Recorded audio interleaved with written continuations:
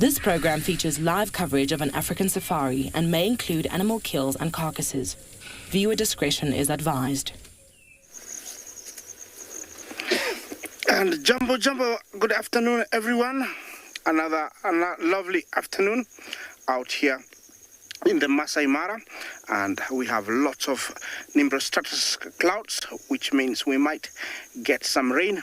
Welcome to your afternoon live safari, live from the African wilderness. My name is Isaac.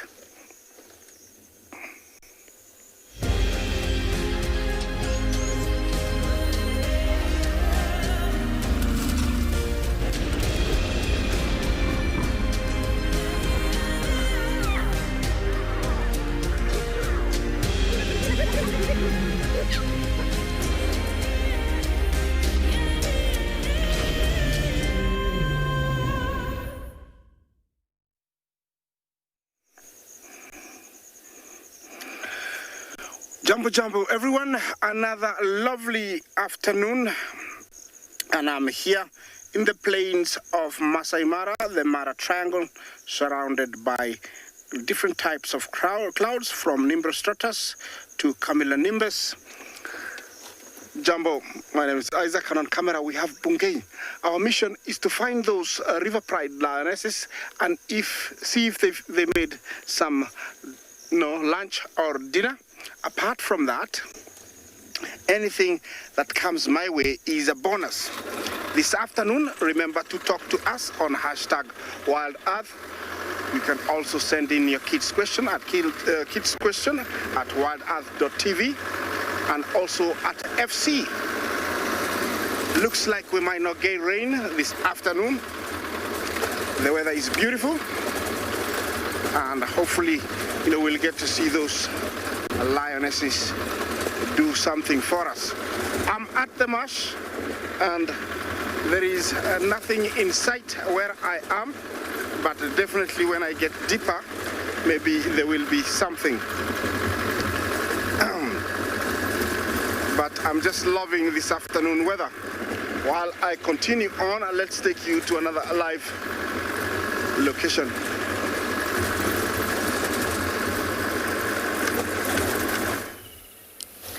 Isaac, I think I'm enjoying the weather this afternoon too. It's a really, really lovely temperature. 24 degrees Celsius, 75 degrees Fahrenheit. And I think the impala are loving it too. The other days when we had really hot weather, they were all just bunched up in the shade of the marula trees. Now they can be anywhere and still be happy and be cool. Isn't that nice for them? Well, of course, they'll still bunch up, though, because they're herd animals. Hi, everyone. It's me, TRISHALA, and I have Gert on the camera with me this afternoon. And we are, at the moment, just looking out in quarantine. Nothing, no signs or anything like that just yet. Although I did think that I heard some ground hornbills in the distance. But for now, we're just having a look at the impalas and how wonderful and green everything is. Well, today I feel a little bit leopardy, and that's because it was so close this morning, and I feel like we just escaped us. So I'm going to try back down in the Mulwati, see if Tlalamba crossed back at any point. Check out the usual haunts, look out for any small creatures.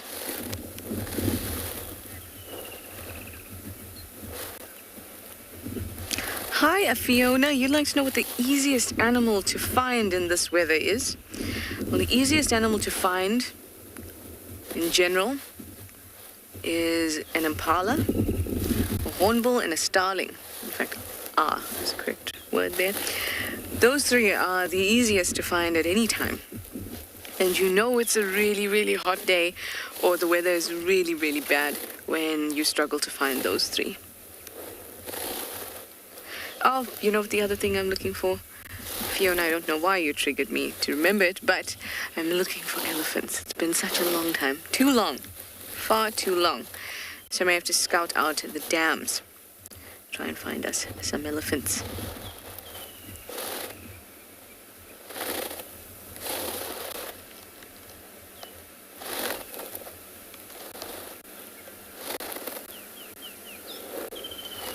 Rosalind, you'd like to know how much impalas eat daily? I actually don't know how much they eat daily. They eat constantly, but also they're ruminants. So once their stomach is full, they can't just overeat, because once their stomach is full, they have to re-chew and then swallow again. So the whole digestion process takes longer. But I would say that it's definitely under 10 kgs, probably under 5 kgs for them per day. If you think about the largest ruminant, the giraffe eats about 37 to 40 kgs per day. And he is massive, or she is massive. But they're constantly eating, like all herbivores.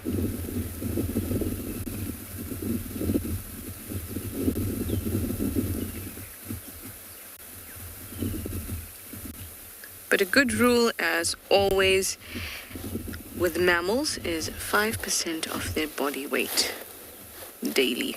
That's generally a good rule.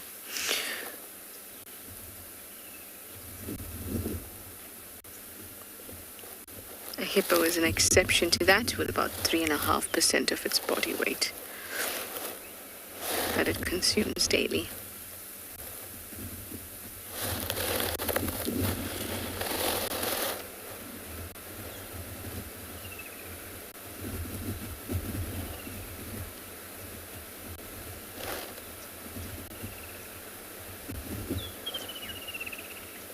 I'm just calculating my own, and that seems pretty right.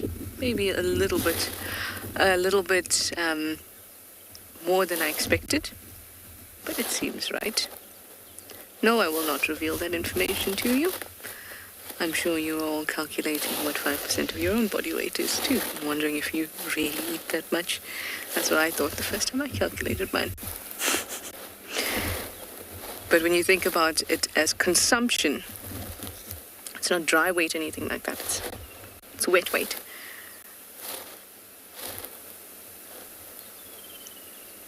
So it does make sense. All the impalas look so lovely and calm. And considering the wind, that tells me that there's probably no predators nearby.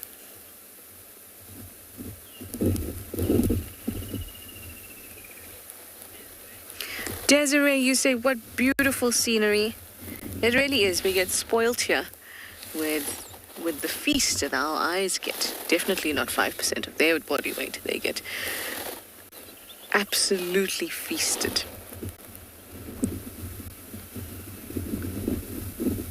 Taking all this beautiful scenery, and every single thing is stunning if we just take the time to look at it properly. Look at this one.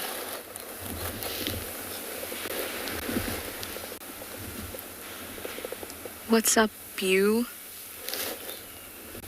See what I did there? I'm sure you all laughed. I laughed. Carrot laughed. If you didn't know, it's because female impalas are called ewes, but that's E-W-E.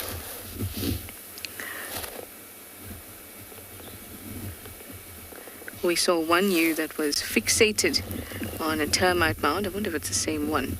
This one is now fixated on something else. Oh, look at that. Male and female next to each other.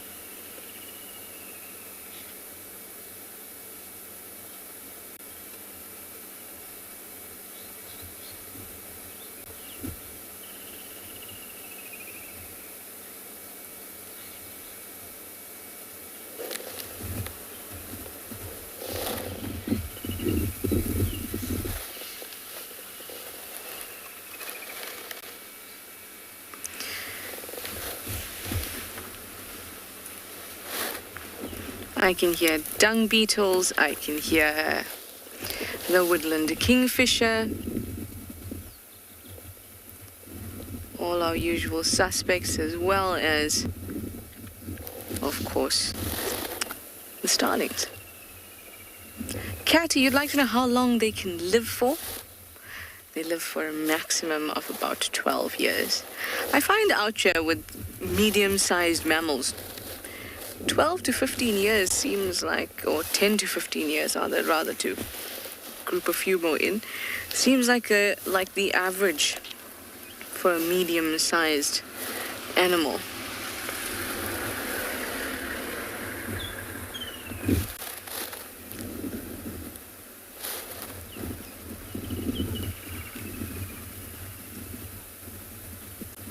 These two obviously know that they're being filmed.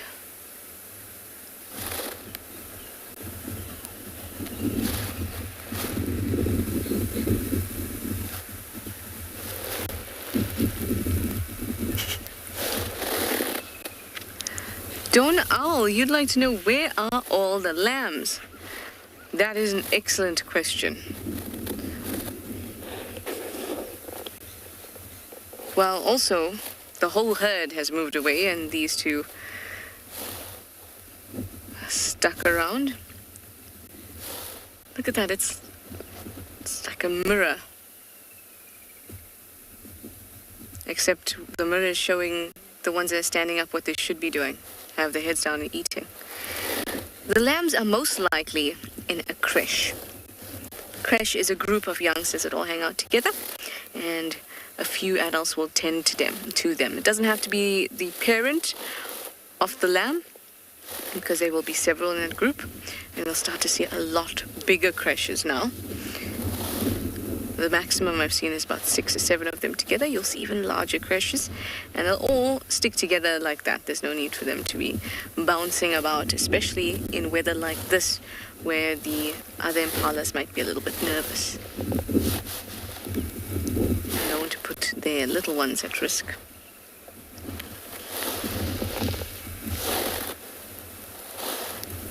Lovely, lovely. As we said, beautiful scenery, and we'll continue to see this throughout the drive, and I'll also look for, like I said, something spotty and something very, very, very big.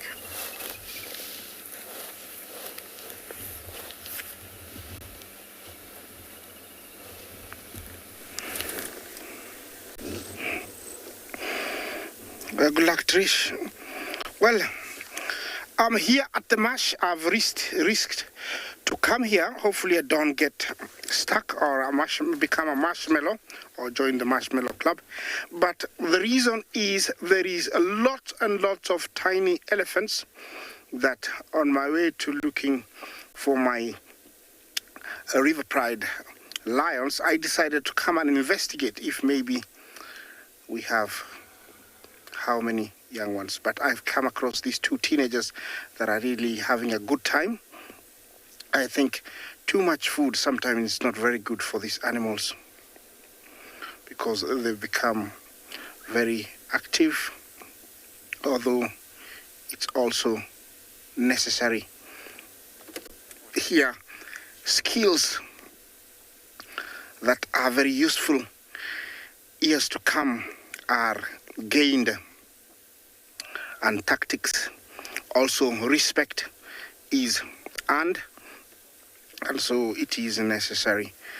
Might look sometimes serious, but it's just finding that space in many. You are looking at 2 elephant bulls, young ones, and they're play fighting. Sometimes it gets serious, although there's never, casualties or fatality. Always whoever is beaten leaves and leaves the other one to celebrate.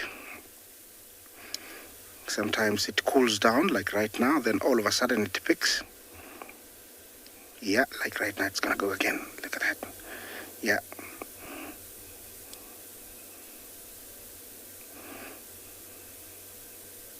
Sometimes it looks very soft, but the amount of strength used there is quite a lot. Not to me.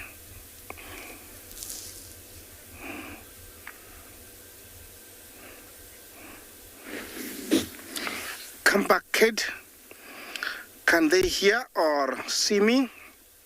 Definitely they can hear me. Elephant have got amazing hearing, and from that distance it's easy. If the wind is blowing towards them, definitely they can hear me very, very well. Seeing me? No.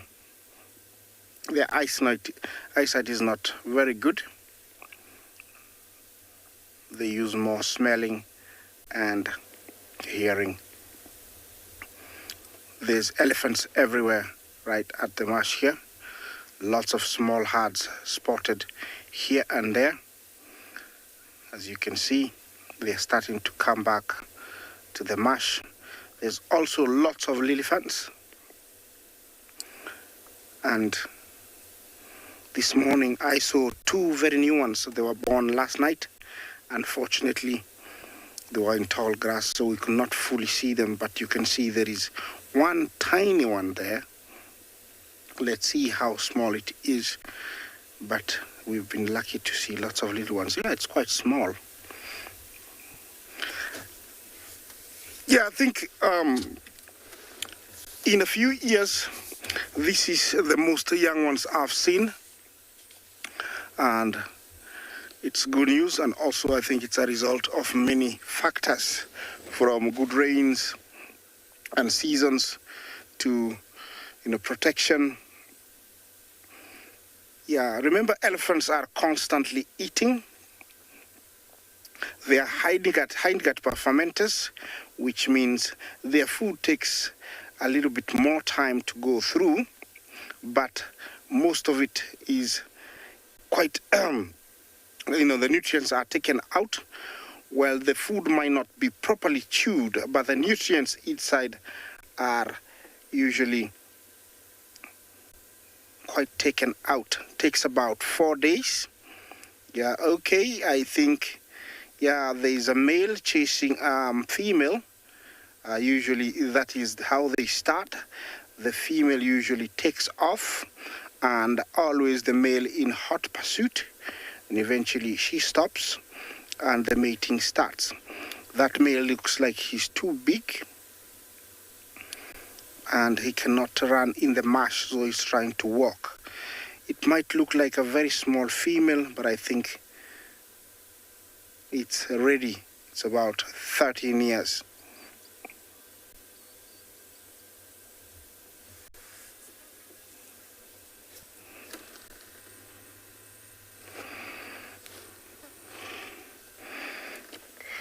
Yeah, didn't hear that question.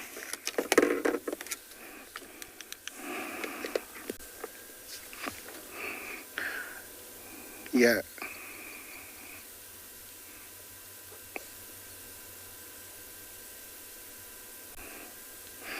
Donay, how far are the elephants from plantation?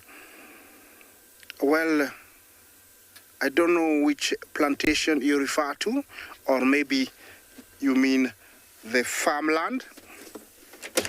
Yeah, from where we are to where, there's human habitated, and also where there's plantation is quite a long way. It's about 30 miles. It's quite a long way. But the nearby villages is only about 10 miles in that direction west. So, but if it's grass, the grass is everywhere, or the marsh is just behind there. Looks like there is something just about to happen, or something is happening. You can tell that most of them have stood still. Nothing much is happening. Most of them, there's just a big male wandering in the middle. Everybody else is still.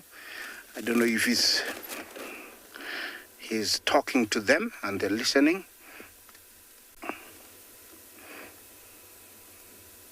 It is quite amazing, to see elephants do something out of the blue, and that's what has made me to believe that the infrasound actually exists. This morning I was observing a few bulls that were wandering at a distance, and then all of a sudden they turned and started running towards another direction.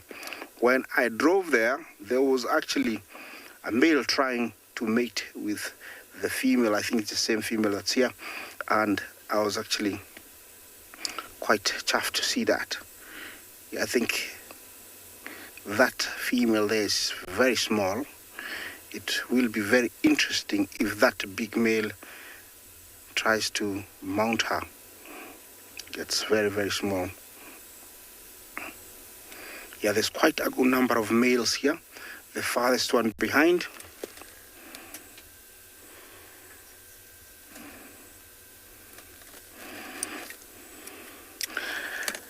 That please, do elephants see color? No, they don't. It's one of those animals that don't see in color. Animals that see in color are mainly most birds, primates, and giraffes. All the other animals are, colorblind. Yeah, I don't know if you can hear the rumbling.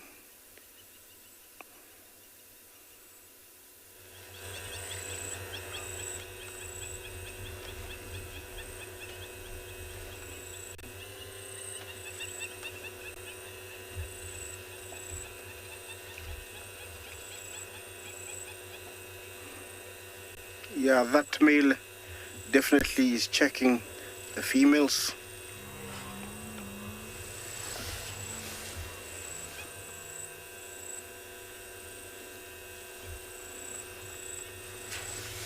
This is a perfect spot to be in for elephants. There is plenty to eat and it's very soft.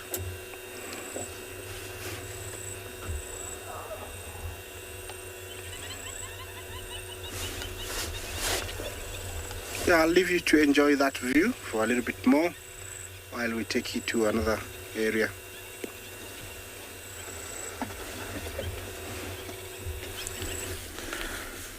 Jambo, and welcome to the other side of the Masai Mara. We have one of the winners up on a termite mound and looks like maybe they were on a walk.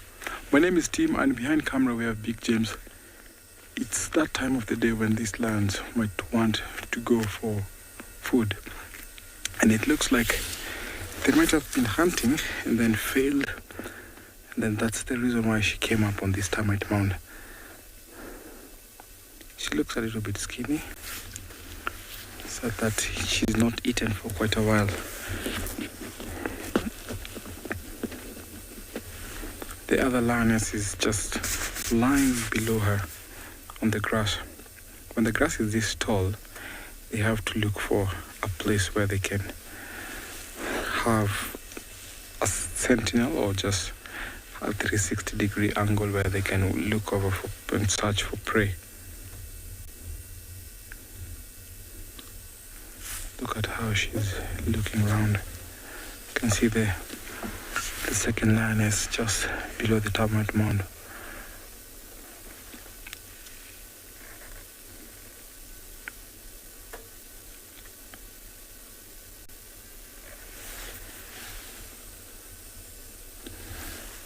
Oh, and it looks like there's a cub next to her. So nice.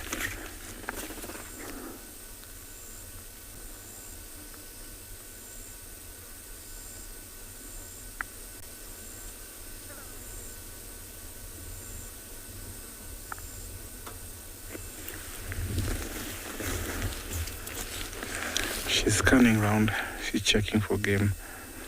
We have no games around here, so the only present animals here are the warthogs. So when the grass is this tall, most herbivores avoid the grassy areas where the grass is too tall because they know that predators will be hiding and it's hard for them to scan or watch around. Warthogs have the permanent burrows, so these lions will be walking over trying to look for warthogs. Sometimes when it's too tough to find game, you can see them digging the warthog burrows to get the warthogs out.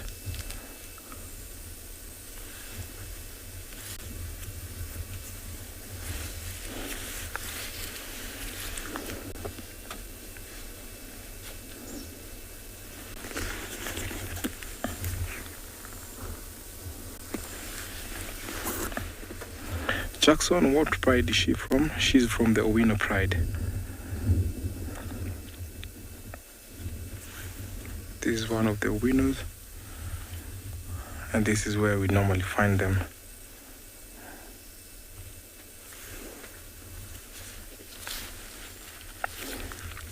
They're very sharp eyes, so I'm sure she might be seeing something, but she's getting some energy back or relaxing before she's on the move again.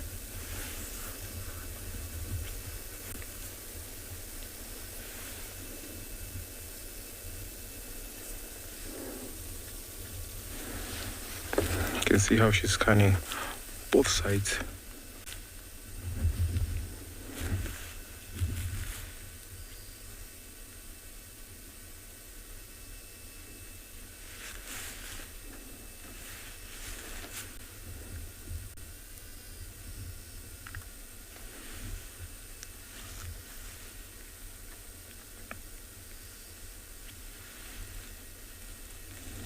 And once she locates prey, she'll head that direction.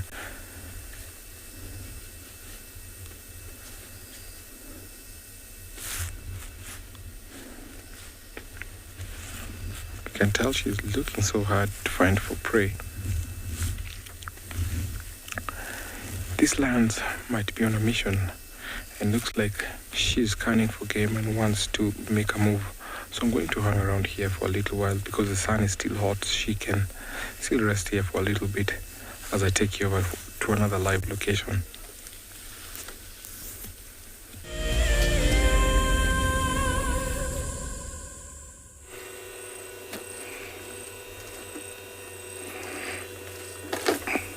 Well, the lions in Masai Mara do have a window where they really have to tough it up, and it is now. Unlike them, the elephants are having a very good time.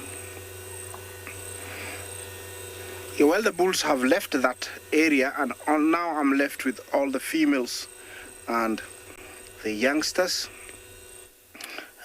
walking deeper into the marsh. I think it's a nice place to start feeding, and so the young ones might like the grass even more here because it is very soft.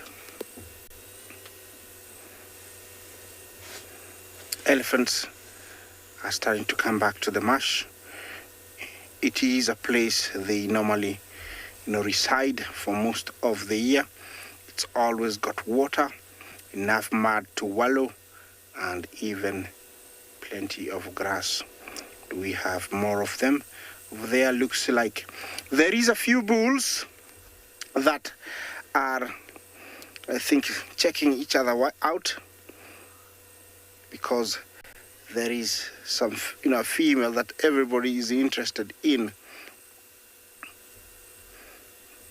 But there's also two young ones that are trying to get away from the bulls.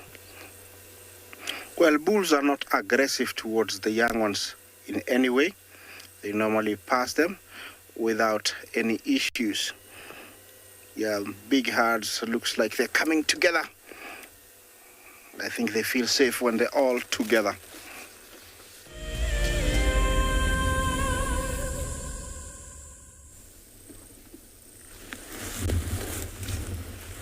Welcome back to where the owinos are still sleeping, and you can tell that that's a nice spot, although she's panting heavily. It's too hot for her, but then she can get some breeze because it's actually raised. This is a big termite mound.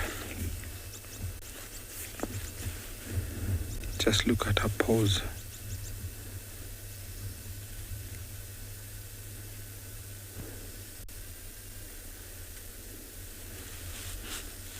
The other ones are still sleeping.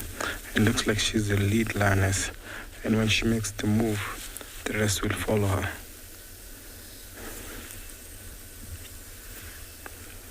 The reason why game avoid grassy area when this grass is that tall is because of this. You can hardly tell if there's lions hiding in the tall grass. So they also will be wary of lions and other predators. So they have to be in a place where there's short grass. So this time makes it more difficult for lions to find game. So they have to move or walk long distances to find prey. And in this time, you find that prides will just overlap and walk into other lions'.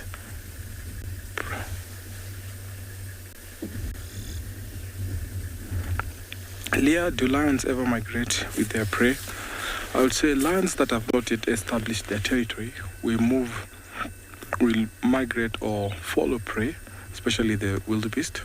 But lions that are in their pride areas, like for example the Owinos, they have a big territory, so they'll always be moving within their territory, following prey. Sometimes they might overlap and go into other lions' pride area or territory, following prey, but they don't always migrate as such.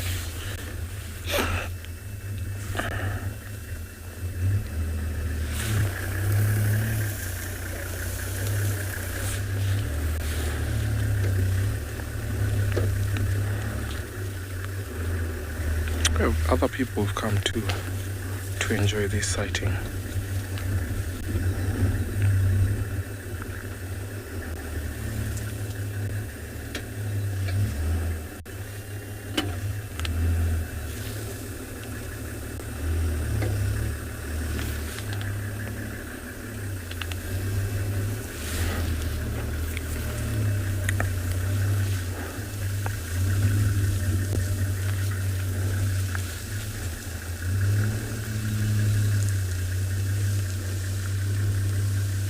We know lions of being active at night, but due to availability of prey, you will see them also active during the day, walking around trying to find food for them to eat. So during the rainy season, it also becomes difficult for them to pursue prey because there is more grass, so animals tend to move a lot and avoid the core areas of the pride. So pride members utilize the core areas where there is adequate water, there is enough food supply, and that is where mostly the lion pride guard always at time.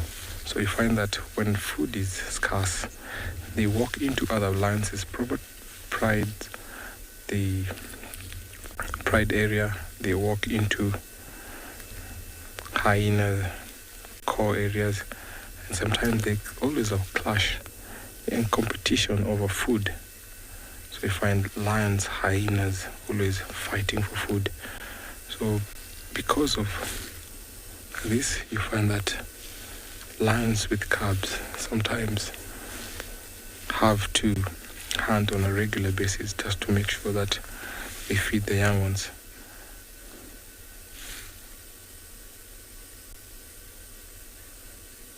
We've seen a lot of lionesses walking around here trying to find food.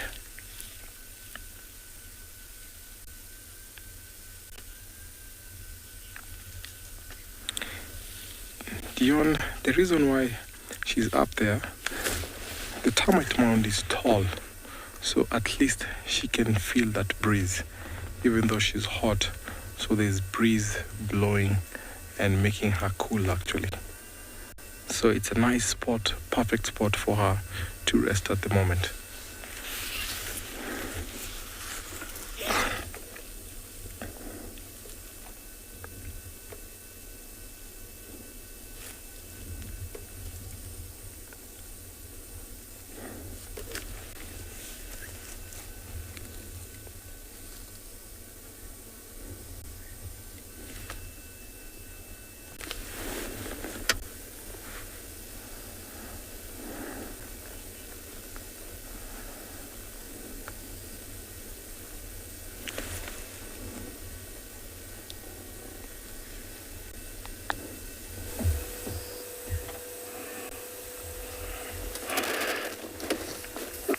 I'm still here with my elephants, and they seems to be quite relaxed and enjoying the afternoon here at the marsh. There is a lot of body language that's happening, because there is a female in season and all the bulls are eyeing her. I don't know exactly, I cannot pinpoint which one it is. That is the biggest bull that we have here, the one in between those two. And then there's that one way back there. He's also interested in one of the females. The rest are off to the right, quite a long way of the frame. But they're all here for one purpose. When a female comes into season, she needs to mate. And that's why she sends those low frequencies calls that she is ready or she is receptive. And so within a few hours or 3 days, she needs to mate. And that's why all these guys are gathered here. But the biggest and the most fierce of all males may get to mate unless there is no big males. You know, a male like this with character has got a lot of chances. He's been through a lot. If you look at his ears, they've been tattered, means that he's either been in a fight or he's gone through bushes. They've been tattered. Also his forehead, the temples have sunken in, gives me an indication that he's maybe over 40, and here he's enjoying the soft grass as much as possible. Maybe he has walked a long distance to get here, and that energy needs to be replenished with this beautiful soft wire grass.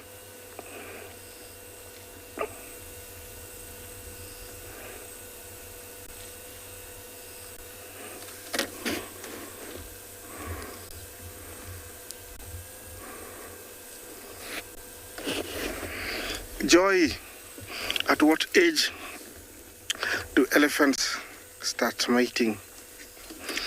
Yeah, they are ready from the age of about 13 onwards. It might sound that very young, but for an elephant, it's quite big enough to be able to carry a young one. Bulls tend to take much longer, up to around 30 years, and that's why once they come into mast, they wander around mating with as many females as possible.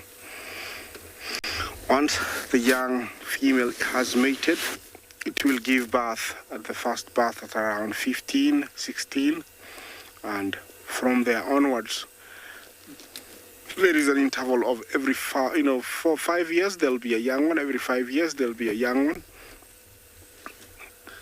and so we estimate in an female elephant's life, there will be around 10 to 12 young ones born. I've been hoping to experience a bath. I've seen one before. Usually it's very dramatic and quite emotional for the elephants because there is a lot of trumpeting and grumbling. I think it's the joy. Yeah, there is a lot of politics going on here amongst the bulls. They're checking each other. Nobody wants to be far away, in case they get a chance to mate with that female. I don't know if she's the one who says, I'm ready, because normally she will break away and run for it, and then there's a hot pursuit by one of the males.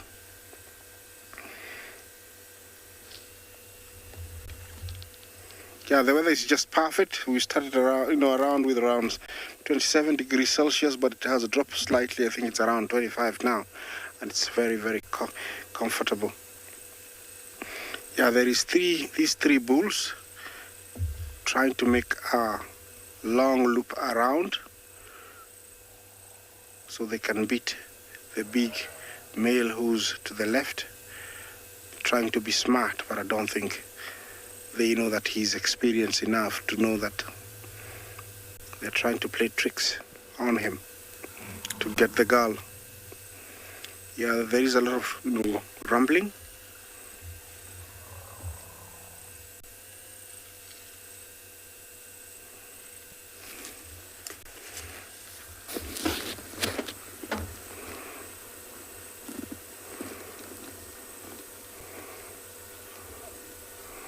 Well, I'm going to stay here, see if I can see the mate, and then, yeah, move on.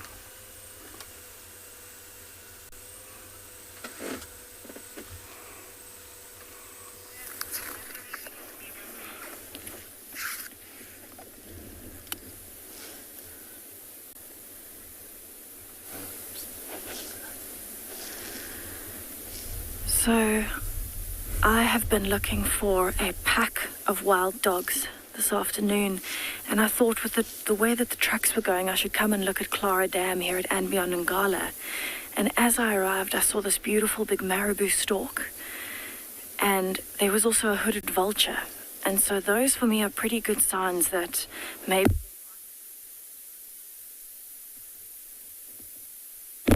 my is Tessa. I'm going to be your guide on safari this afternoon at andBeyond in Ngala. Behind the camera we have Sebastian, and my plan for this afternoon is hopefully to find you some wild dogs. They are my absolute favorite animal, and there were reports of them this morning. Unfortunately, with the weather, it was raining and I couldn't come out this morning, so I'm hoping that I get to find them for you this afternoon.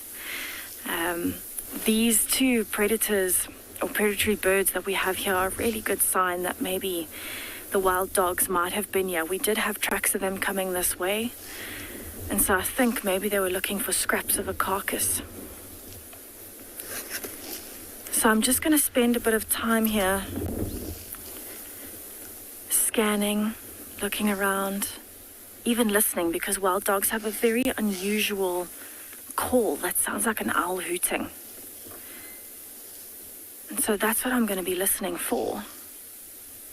But at the same time, it's really good to just scan around here because it's a great place for wild dogs to be hunting, to be looking for some more food. And especially with this marabou stork and the hooded vulture, I think maybe there was some meat here. That's why they came down. Paul wants to know how tall they get. He's 17 years old. Paul, marabou storks can get incredibly tall. They can weigh up to 6 or 7 kilograms. The average is about 1.5 meters tall.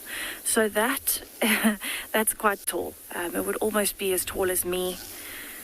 And it's just absolutely incredible to think that this bird is so big. We don't actually often see marabou storks up close. So it is very, very special for me to actually be able to see one. In fact, I think this is the first marabou stork I've seen in an incredibly long time, probably months. I was away for lockdown, so this is the first one that I've seen in quite a long time. So they look kind of strange. You can almost see they've got like these little hairs coming off of their heads. It's actually light feathers, but they look almost like they're starting to bald. They're not the prettiest of the storks, but they're definitely one of the most incredible to see. And this one looks like it's struggling a bit in the wind. You can see the wind ruffling its feathers. And it's quite normal for it to be on its own.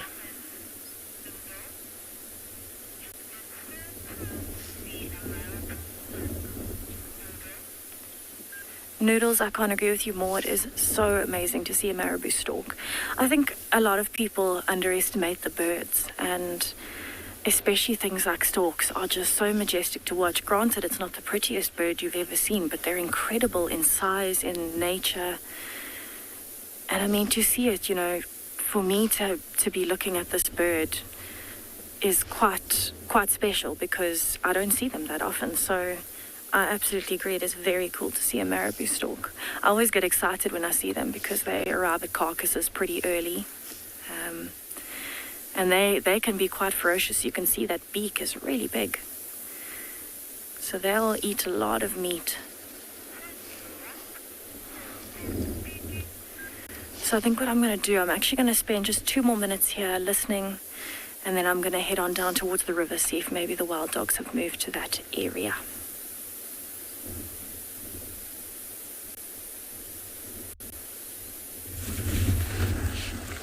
The marabou storks, sometimes you'll see them on carcasses, and I've seen them hunting over for fish. Now back here, there were lolas. I thought that these were calves, but I was wrong. The calves are further away. I think that they were, these are the winners, not the ololo. My mind is always stuck with the winners, the ololos rather. So we have them all here. I thought that the calves were lying down here, but I was wrong. I think the calves are further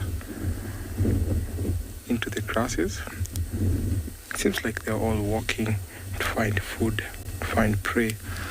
But then, during that time when they're hunting, they always leave the cubs by themselves. You can tell that's the lead lioness. She's been checking around, scanning for prey.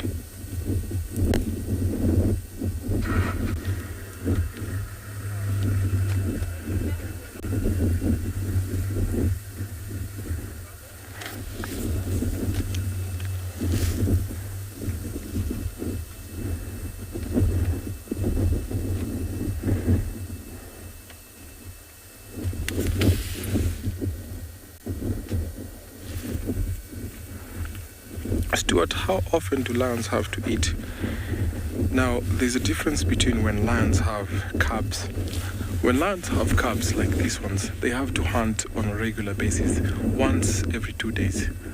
When lions are in a big pride, they also have to hunt regularly, I would say twice in every 4 days. When a lion is by themselves, let's say for example, lions that are not in a pride, marauding lions that have been ousted out from their territory, they find it hard, and sometimes they can even go for 4 days without eating. So I would say lions can go for about 3 to 4 days without eating, but then lions like this have to hunt on a regular basis because they are nursing.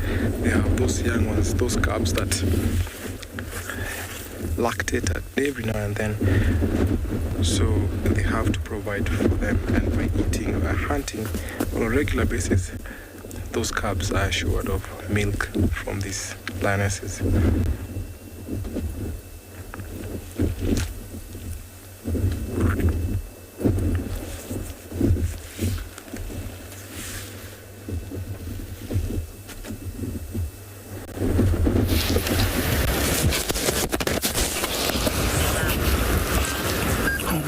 An elephant bull who's worrying me greatly. I really hope he doesn't push over this large leadwood tree that's in the middle of the waterhole filled with buffalo weaver's nests.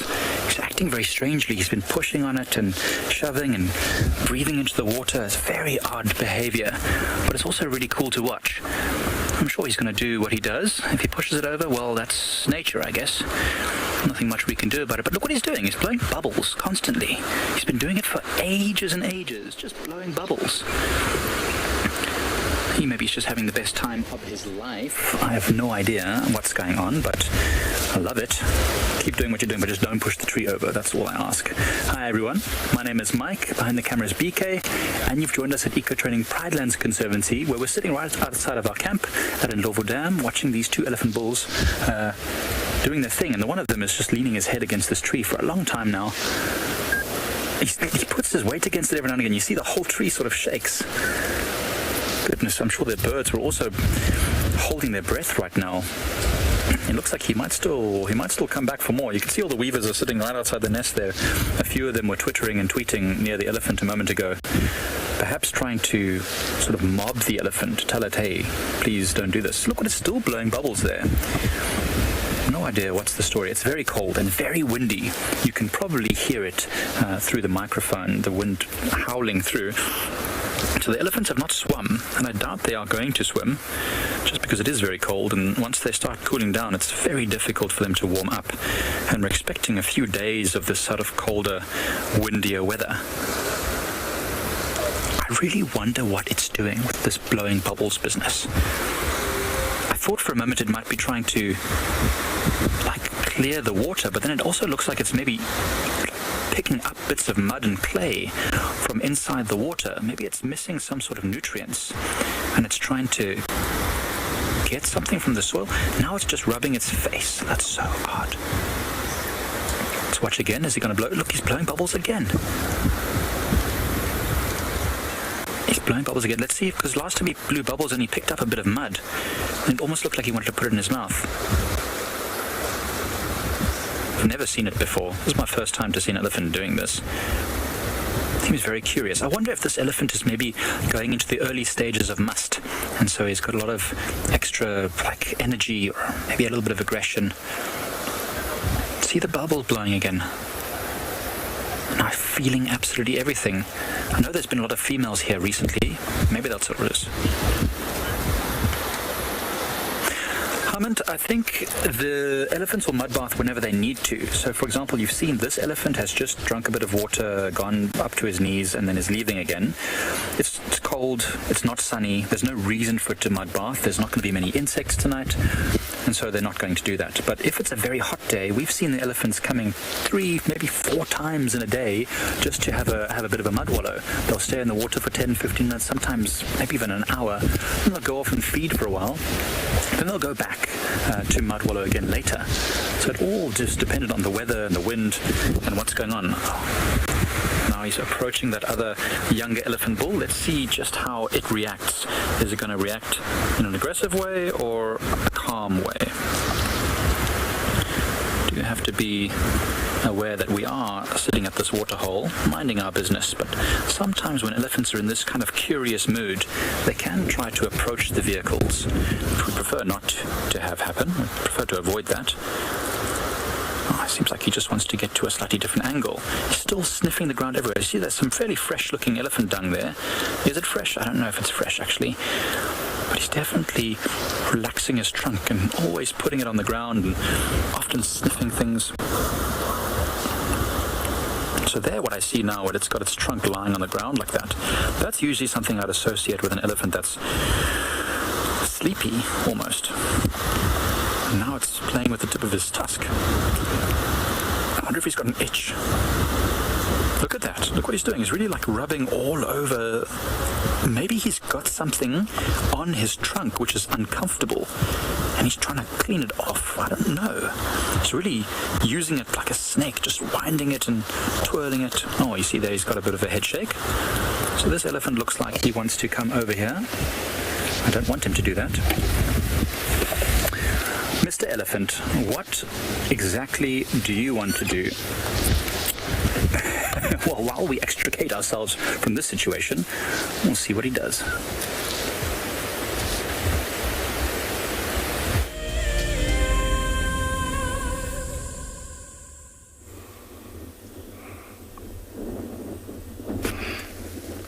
I'm still here, and there is a lot going on. The bulls are trying to find some space to mate with one of the females in estrus. I cannot pinpoint which one.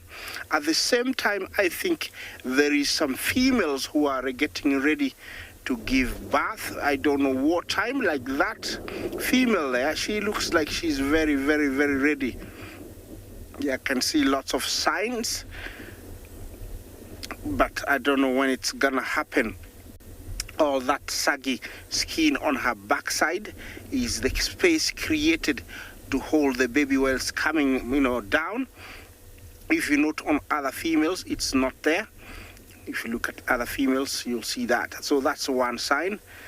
Usually she wiggles around quite a lot and spreads her legs when it's ready, but there's lots of fluid that comes down. I don't see any at the moment, but it's quite soon.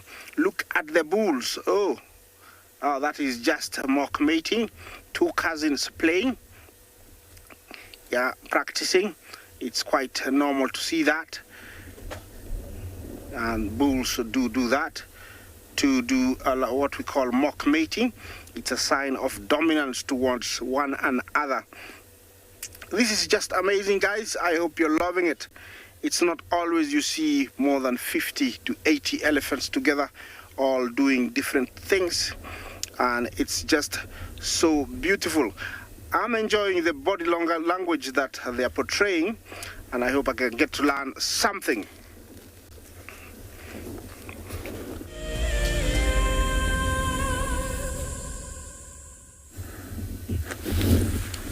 From the elephants to our little tiny cubs. Look at how cute these cubs are. So they've been left here because their mothers went out on a hunt. Usually when lambs go on a hunt, the instinct that just speaks in is that wait for us, we're coming here. Or sometimes they'll be left with one babysitter. So of those four lionesses that we've just seen, one would be left to stick around here, watching over for these cubs.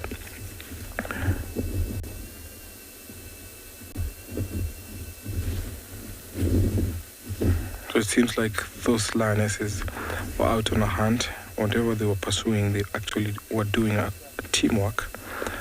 And so that's the reason why they left these cubs unattended. Sometimes cubs can be left even up to 24 hours unattended, and then their mothers will always come back to nurse them, or maybe come back and call them to take them to where they've made a kill.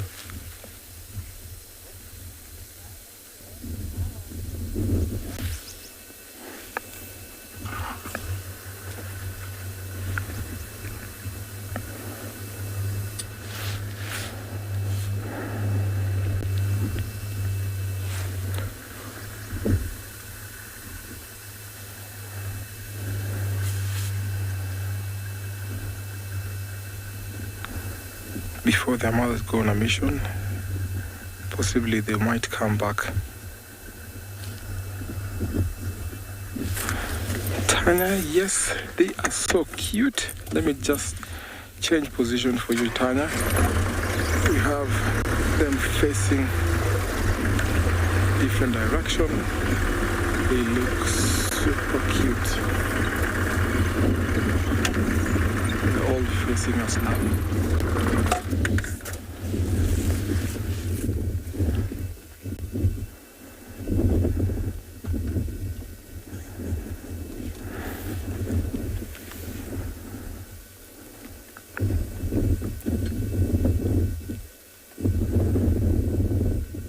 The reason why we have lion mortality is because of this.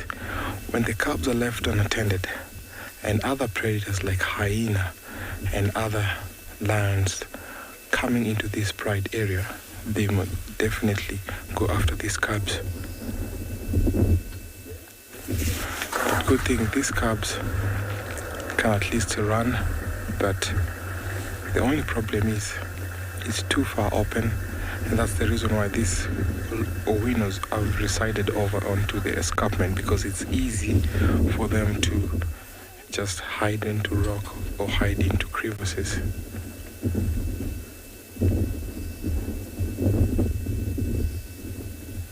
Looks like the one to the right is going to be a male.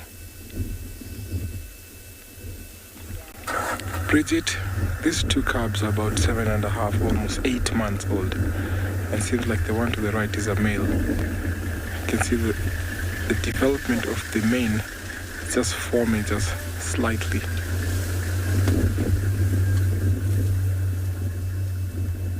You can see he's a little bit bigger, rounded face than the one to the left. Cubs are always curious, and they're watching tourist vehicles just going past.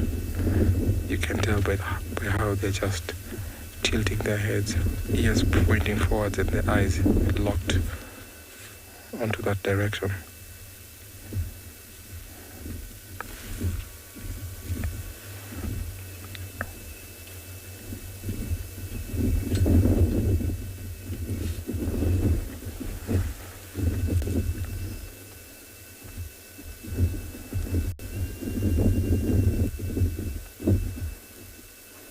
So these cubs are old enough to be following their mothers.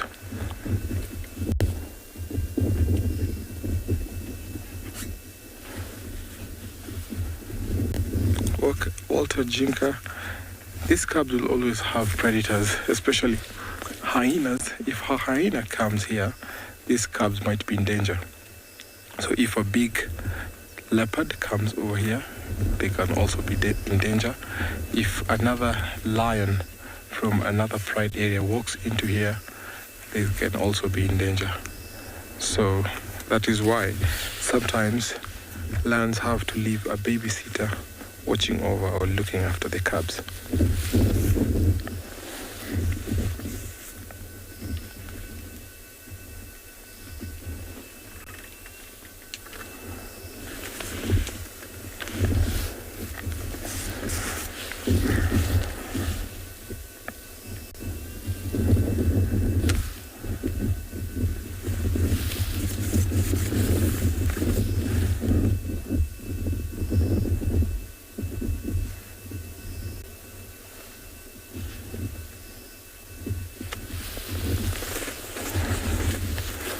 So I'm sure soon the mothers will come looking for these cubs, and that is the moment I'm waiting for. It's always so exciting how they come, jump around every member of the family in greeting ceremony, the facial wrapping. So I'm just waiting to see if those lionesses will come back and carry on with their mission.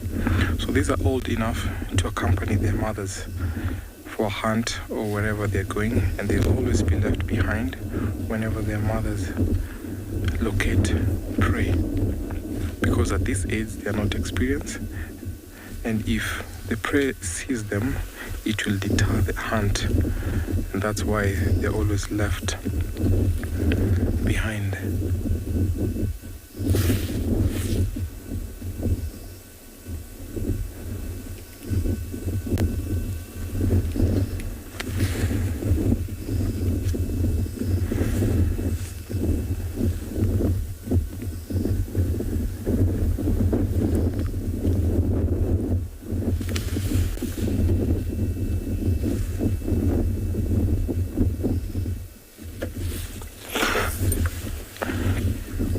Ashley, are the cubs too young to learn how to hunt? Actually, this is the best time. This is the time that their mothers will introduce them to hunting. I'm sure just not far from now, these cubs will be introduced by such a way that it's very nice always watching that, because the mothers or one of the lionesses will catch a young, let's say Thompson gazelle, topi, baby animal, and then they will let them do the hunting. So these are at their prime time to be introduced for a hunt. And of course, watching or keeping that distance, if the mothers are hunting around here, they will definitely watch how their mothers do the stalking game. So they also learn by watching, and then they'll be introduced by being led to go after young animals or baby animals.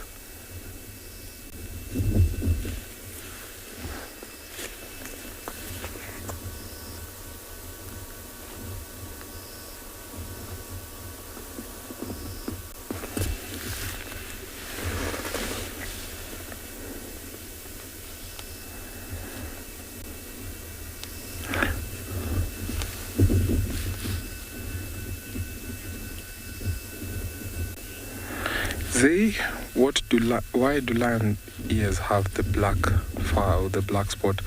So that is an important spot for them. We call them false eyes or the blind spot. So when these two cubs are facing the opposite direction, so if a predator is just walking behind them, they might think that the lions are watching them. By that false eye, they are very important for the predators, especially lions. So if we are approaching them from the back and in a long distance, we might think that the lions are watching us. So it's one way of keeping them safe from predators. So we call them blind spot or false eyes.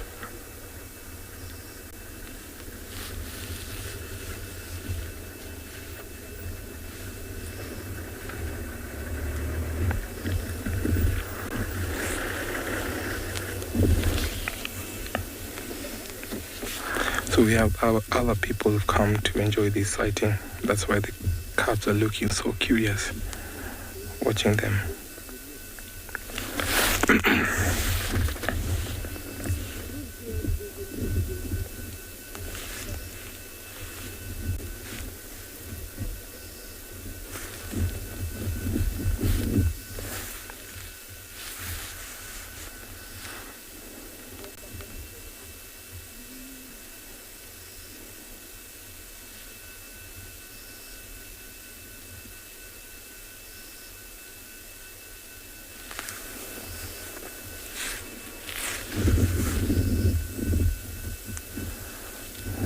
tell these cubs want to be active, they want to be playing, but they're a little bit curious, they're naive on what's going on around them. They don't want to be playing up around because they can be target to predators. You can hear thunder. Those who are watching that direction.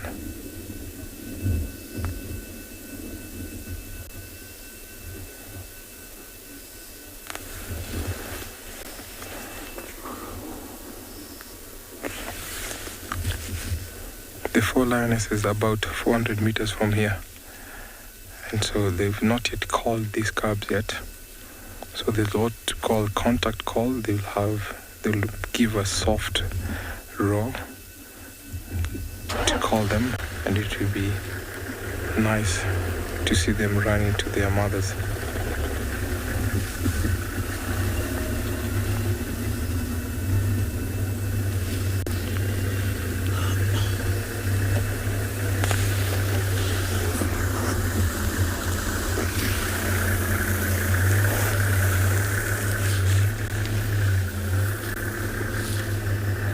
There are more people who've come in to watch these lions.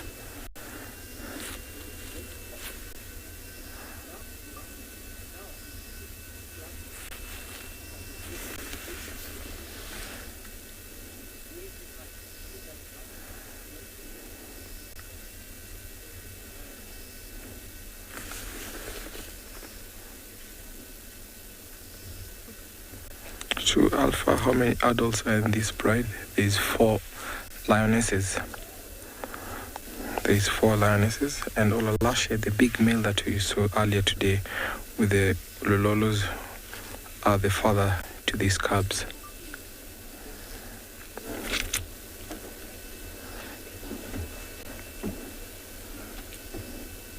So Olalashe has been dominant in this pride, and also the Olololo, so he's the father to these cubs. And the small litter that we saw with Isaac about 3 days ago or 4 days ago.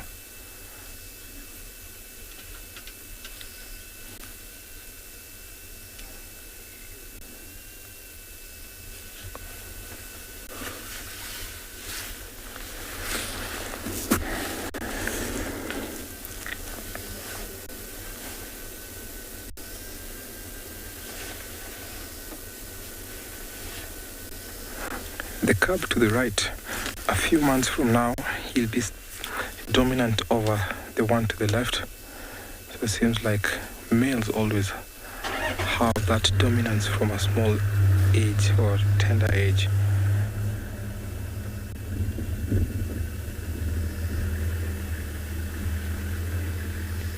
If their mothers were present here, you'll see how playful they would have been.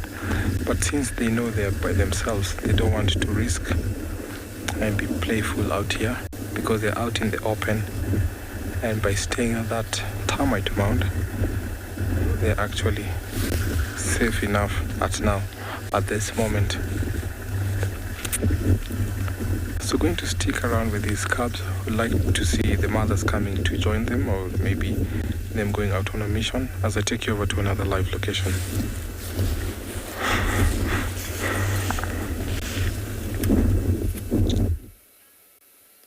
Here we have a sighting of the elusive duiker.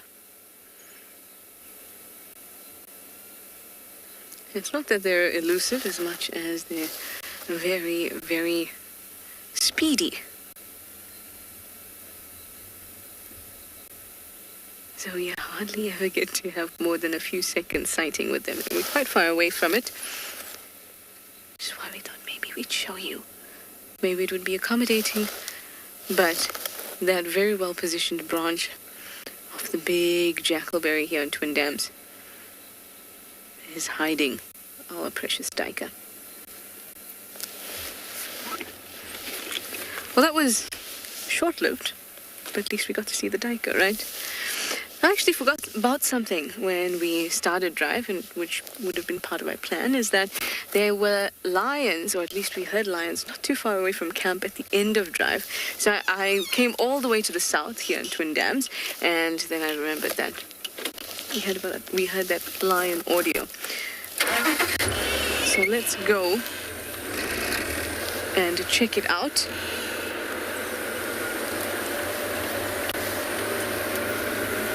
No one else called it in, or called in any tracks. So we're going to have to just see for ourselves. That would be really nice if we could see the nkuhumas. I haven't seen them since I've been back, and it's been almost 2 weeks. So off we go. Hopefully we'll find some lions.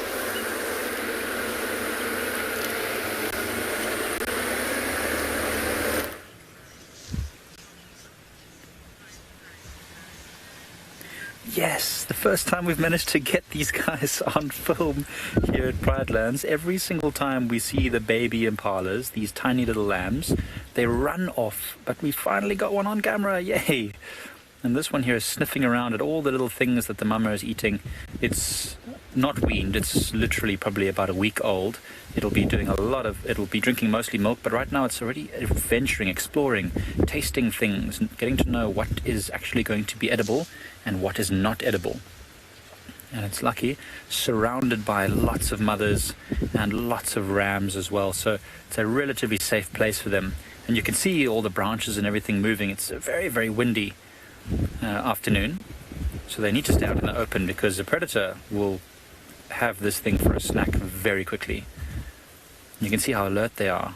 Every little branch or twig, even my voice probably, if it carries, every now and again gets them alert and watching. Look at the little lamb. It's literally sniffing at everything. It was so cute. It was literally nibbling at the edge of that fallen tree just now. Just love how quickly they build muscle. This thing was only a week old, maybe even less. And we saw them for the first time. They look so skinny and they're wobbly on their feet, but already this one is taking on a bit of shoulder muscle and muscles on its flanks, looking very much ready to dash and gamble about and jump and bound and do all the things that impalas can do. I've been seeing a lot of them. Oh, there it goes. The lambing season is in full swing. We're seeing lots and lots of youngsters now. I mean, this is a small group, maybe 4 of them around here, but we've seen groups where there's about 5 or 6, 7, 8, maybe 10 youngsters. But we've also been seeing lots of youngsters that have been left alone, unfortunately. We've seen 2 or 3 now youngsters that were left with bachelor groups. I don't know if the mothers maybe lost them in the wind, or if, who knows what happened, but those lambs that end up getting abandoned or lost will unfortunately not make it, because they do need to still feed on the mother's milk for at least a month or 2 before they'll be fully weaned.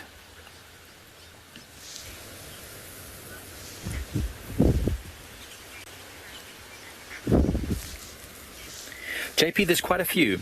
I'll have to think about it. I've never actually tabulated it, but it's probably somewhere in the region. Let's think about it. We've got, let's go from smallest to largest. There's Duiker, Steenbok. We've even got Klipspringer, then Impala. We've seen Ngala, then Kudu. We've seen Bushbuck as well. There are wildebeest. There was an eland spotted the other day. I didn't see it, but there was an eland as well. So what is that? That's 9. I'd say that's probably about it. We don't have the other Duiker species. So yeah, I'd say 9 is probably generally what we could find. But we're part of the Greater Kruger, so we could find all the antelope that might occur in the Greater Kruger around this area. So it's certainly possible to see other things as well. Now, yeah, we've got giraffes. We've got buffalo as well. I don't know if they really count, but yeah, sure. So that'll be 11 if you're counting giraffes and buffalo. There's zebras also. That's not an antelope, but there's zebras also. So what is that? That's 12 now. Yeah, quite a few little antelope species. Where do those other ones move off to now? They're all hidden there behind the branches. They are taking shelter closer to some of the tree line. I see they're all looking in one direction. They all seem to be looking to the left. Not all of them, but quite a few. BK, I'm going to try and move us to see if we can get a bit of view. Just to see if we can have one little glance at them. They do this all the time. This is basically what we've been experiencing the whole time. As soon as they see the camera, they move off and hide behind the bushes. It's actually quite cool that we're seeing them right now, and they're getting more used to the vehicle. At first, we were finding lots of mothers alone with their lambs, and that's purely because they usually give birth away from the rest of the group, and they'll have their lamb for a few days alone, and then they'll join up with the group again. And that's just so they can build that bond and be very close. But that bond can be broken as well. Every now and again, you'll find that let's say, I saw a very interesting documentary recently where a young impala, just like this, about this age, went to drink water at a water hole, just like the one at Ndlovu Dam, and got covered in mud because it fell over, it slipped over. And even though the mother was right next to it, when it tried to go and suckle from the mother refused it because now it didn't smell like its youngster. It was pushing it away the whole time. And, you know, we never, the documentary never showed us what would happen, but I suspect that as long as the youngster was persistent enough and the mud started to dry and cake off and crack, and then the mother would accept it again. But whilst it was covered with the stinky clay mud, the mother did not want anything to do with it. So scent is a very important thing to establish because they all look the same. I mean, an impala lamb, every single impala lamb looks identical. And, I mean, the sound that they make might also be, you know, pretty similar. They could be a little bit individual. But the scent carries so much information. Have you ever smelt something and it just brought you straight back to, like, your youth or to a specific event or occasion? Whenever I smell eucalyptus trees, it takes me back to boarding school because there was an avenue I had to run down to post my letters, and such an amazing event. Ooh. Gabelo, that is an interesting question. So if this male that's now dominating this group and protecting it, or at least looking out for it, would be killed by a predator, I don't think anything would particularly happen to the females except that another male would move in when the rutting season, when the rutting season came about next year, in around April, May, a new male would take over. But there are, I think we saw at least 2 or 3 males here a moment ago. This one is clearly the dominant one of this particular group. Cabello, if this one dies, another male will take over. But the females don't need a male at all. There's no reason apart from the mating to reproduce. But apart from that, he doesn't provide much. This male impala, although he's bigger and he's got horns and he's a bit stronger, it's not really going to be protecting it from leopards and lions and other things. There's not much it can do. Maybe it could protect the youngsters from things like baboons or from jackals that might want to catch them. But against larger predators, it's not going to be much help at all.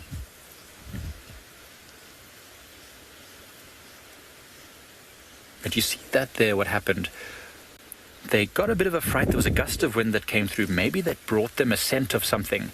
The anti-poaching unit guys told us that they had spotted a lion in this area a couple days ago. So they might still be around. And whenever they catch a scent, they all run to an open area and they just huddle together. It's very interesting to watch.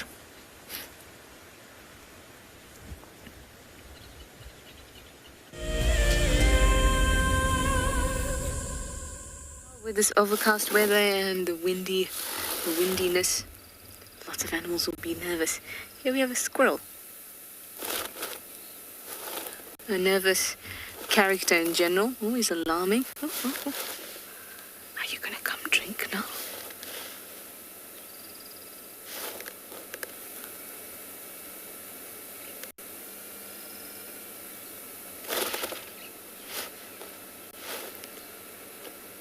Do it.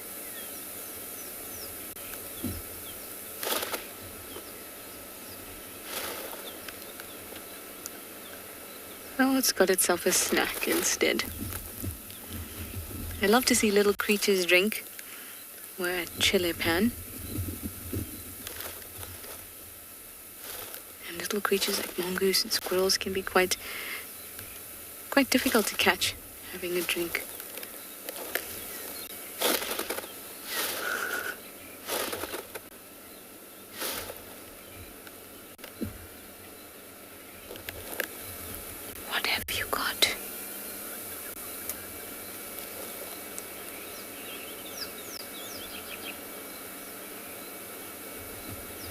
Whatever it is, it's so perfectly round.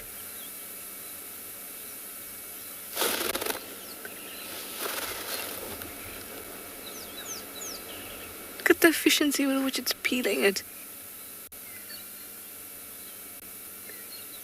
Amazing.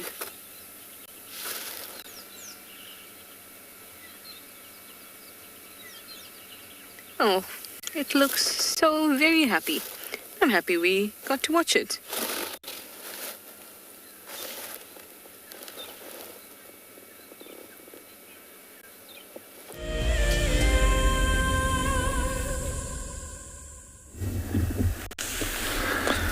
Well, Welcome back, and our cubs are still waiting here. You can see they're a little bit feeling cold. You can tell because the breeze is blowing towards that direction. Look at the mane, small mane of that one to the right.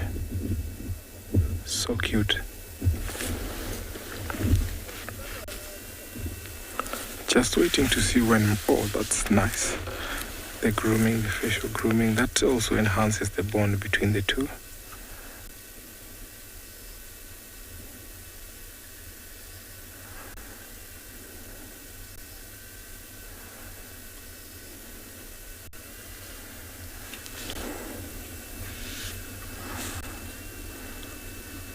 They've also learned how to check off for predators. You can see how they're looking round and round, turning round, facing different directions. They've also learned how to watch for predators. I'm sure before they got to this age, Mom has always hid them from other big lions, the ones that we call them marauding lions, and sometimes also hyenas. So when they're here by themselves, they also worry about other large predators.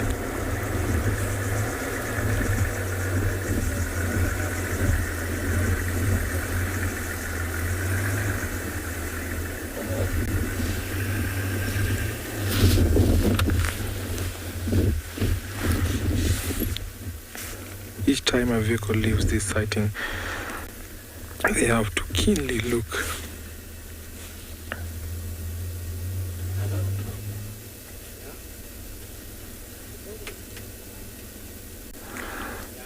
Angelo, at what age do the males start growing their mane? Normally it's between 2 years that they start developing their mane, but we have difference in behavior observation. I've seen lions growing mane from the age of about 1 year, 1.5, and sometimes even 10 months. So because of the gene pool nowadays, you find that it's not always that we always see lions growing mane at the age of 2 years. So they can start developing the mane from as young as 12, 14 months.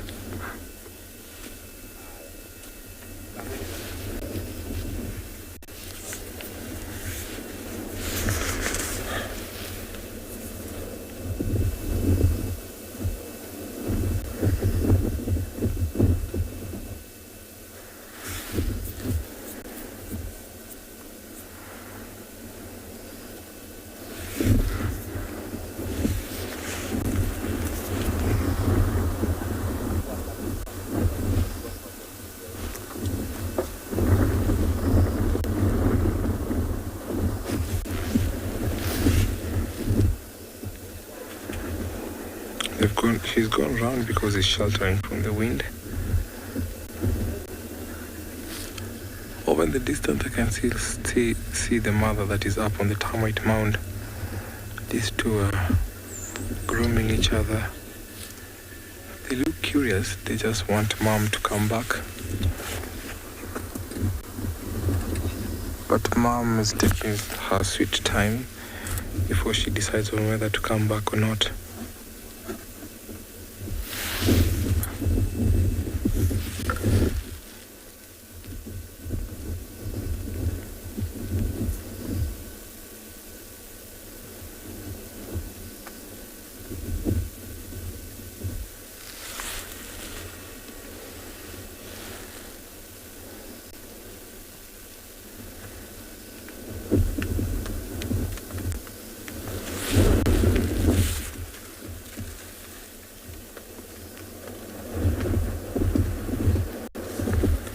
They look like they will use a good meal, definitely.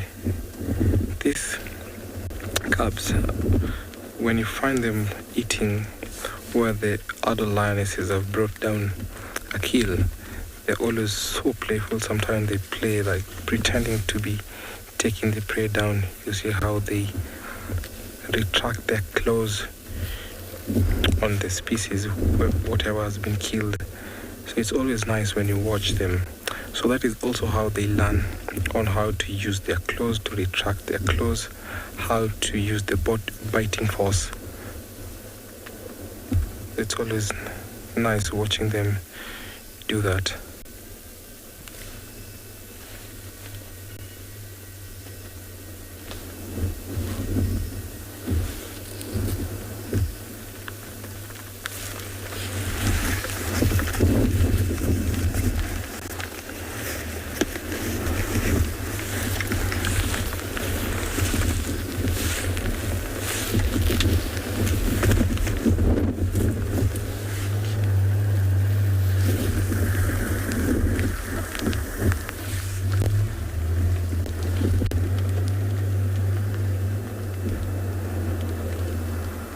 At what age is a lion strong enough to defend itself? I would say 2 years is a good age for a lion to defend itself, because at 2 they can run fast, they can outrun a predator, they can hold their ground against other lions and also predators. So 2 is a preferred age to defend themselves.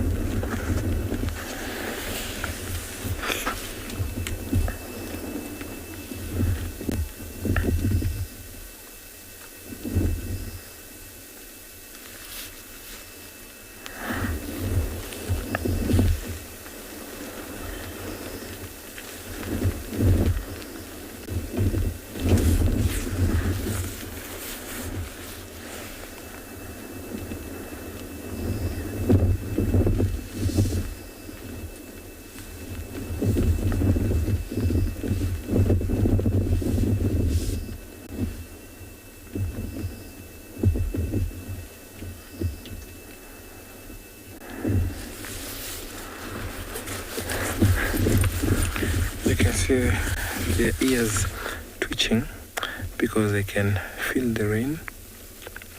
You can see how they've crouched themselves next to each other. So they might walk to seek shelter, maybe under a log, but still they can see mom over in the distance. They're quite worried because the grass is too tall here. So they can't actually walk over to mom because they're afraid they might be caught up in between by a predator.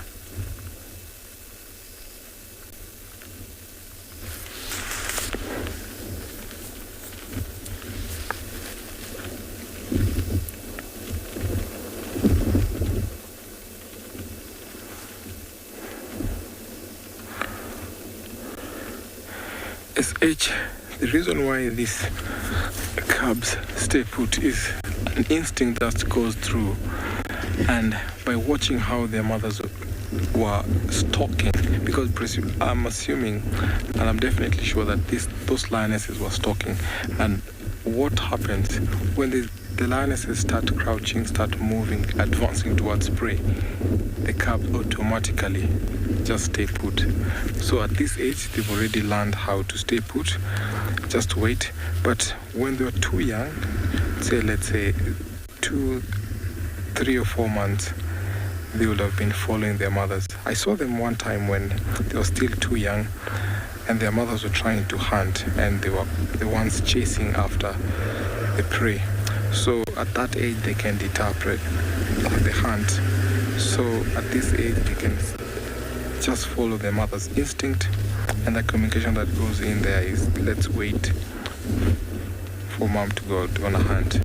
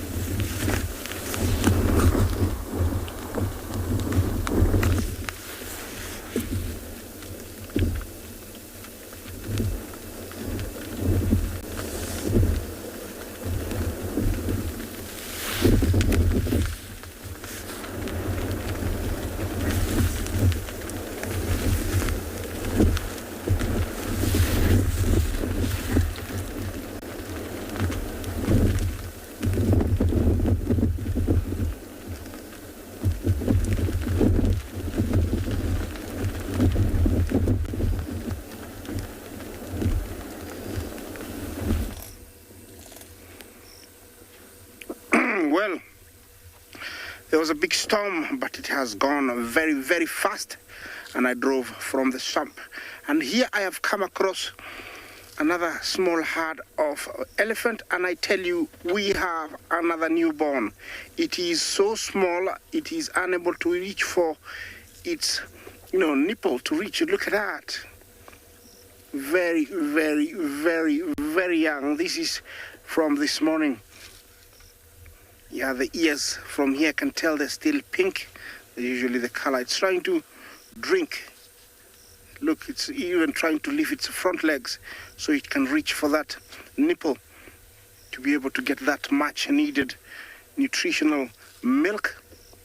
How amazing is this? I'm so fortunate. Yeah, definitely could be her first bath. She's a very young mother. Look at that. I think maybe 14 or so, 15. Very, very, very young. And that is her first calf. It's amazing.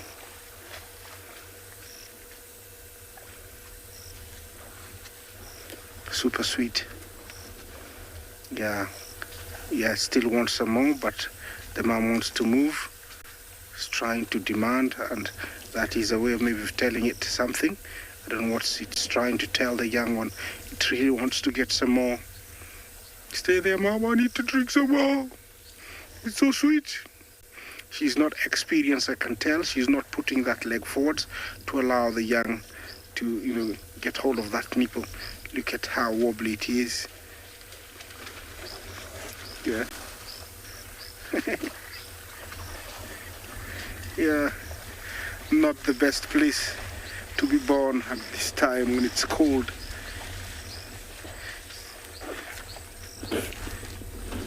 Yeah. Yes.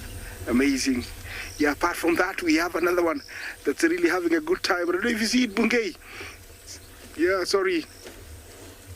Just sorry to interrupt, but there is one there. Left, I think to the left slightly, Bungay. There, right there, yeah, there. There we have it. Yeah, that's another one that's really having fun. Yeah, this marsh, it might look very green and flat, but it's so deep. That is an elephant that's playing there. Yeah, see? Yeah, it's amazing that with this kind of weather, they are playing in deep water and mud. I respect, their body temperature. Yeah, I don't know how big it is. I just picked it up when it was playing. It looks like quite a big one.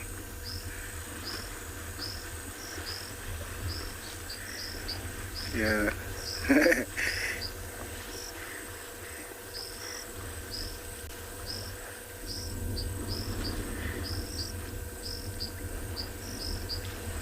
Heather, you say flash, flash? Okay. Look at that. It's really loving that. Oh, splash, splash.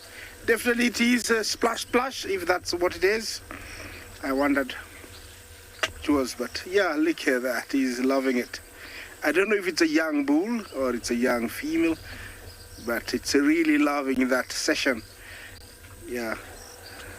Getting rid of old mud to be able to go to the spa and get a new set of mud. Yeah, it's quite deep, the marsh. Looks like it's all flat. Wow, it's quite a big one. The young teenager, and he's loving the water. Okay, you gonna disappear, Nas? Can you move forward a little bit, Bungay?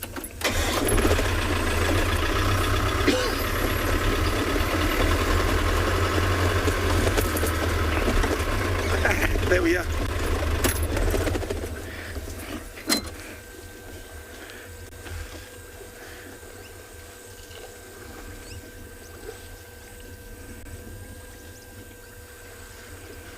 Yeah, very excited. The raising of the tail and sometimes spreading of the ears is a sign that all is well. I'm happy. Yeah, just went to the bath to clean off old mud, and it will be looking for a spa to put on new layer of mud. Yeah, that's how clean as elephant skin can be. It must be feeling very, very fresh. Looks like a she actually, sorry. It's all of them are part of that big this big herd of elephants that are hanging around here. They have a really, really tiny one. Maybe she was celebrating the young one.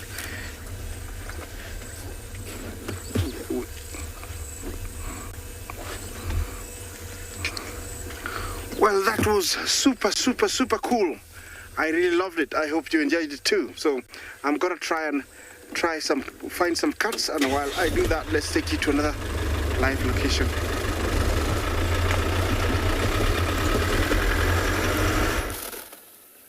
There's a little baby here too. Tiny little one.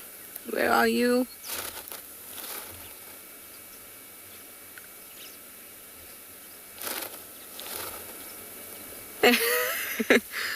Just in time it walks behind that mound. It's still a little bit wobbly, that little one. Little impala lamb.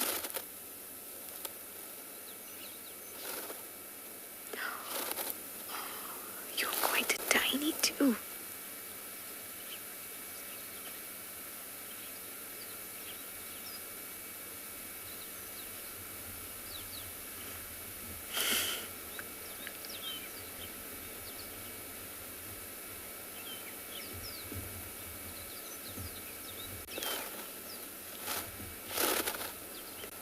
Things are quite quiet out here today. I told you I wanted to follow up on those lion tracks,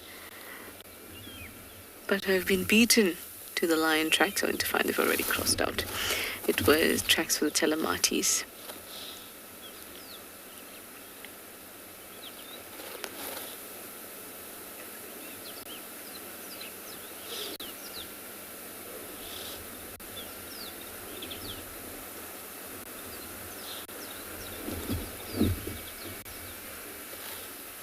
Can you hear that?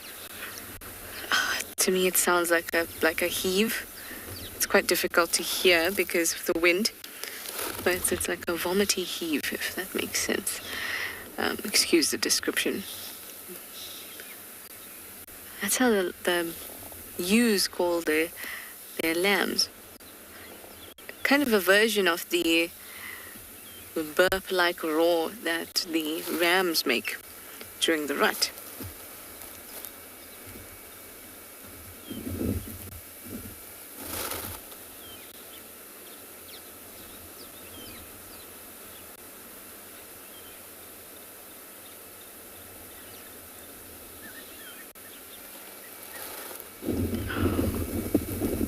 The crashes are getting bigger and bigger now.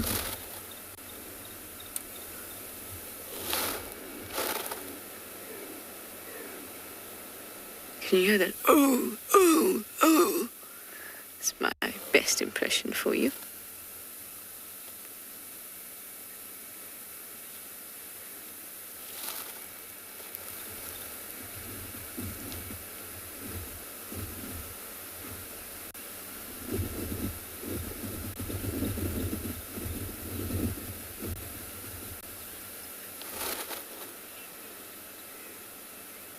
These little ones are just too cute and so full of energy, and when they're all together in that little creche, it's just adorable.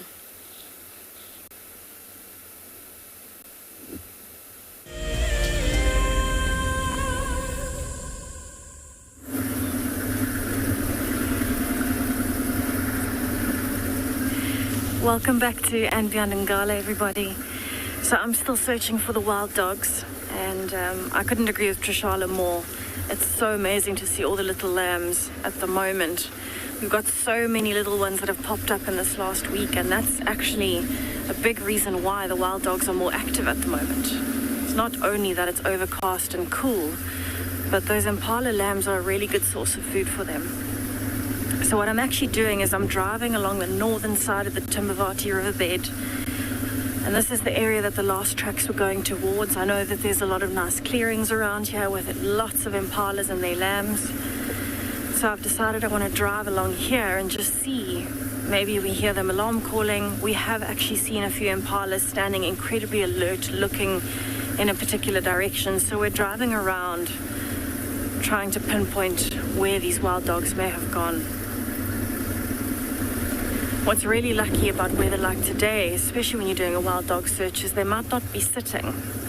They might not be hiding under a guarri bush. They might be out in the open somewhere. They might even be energetic, maybe playful, even hunting. And because there have been so many impala lambs born, I'm really hopeful that the wild dogs will stay in this area. It is one of the denser areas for impala lambs in particular. And especially in a section like this, you know, it really is perfect. And actually, there's some impalas and even some zebras here on the right at the moment. They're all looking quite relaxed. But it is something that I do want to sit and have a look at. So I'm going to spend some time here and just see what happens. Maybe they get...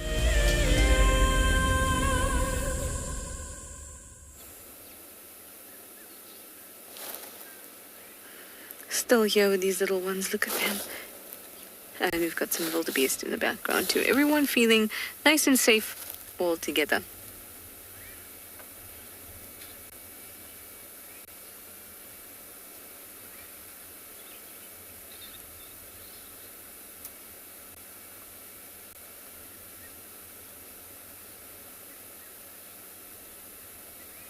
Oh, they're so cute.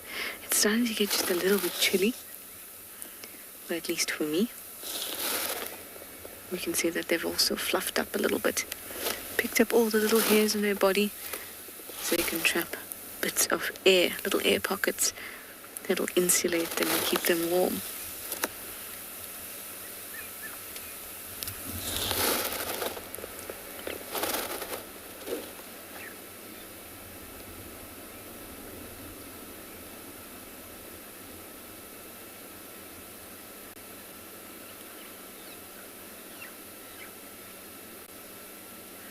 Sandra, you'd like to know if baby impalas are precocial at birth?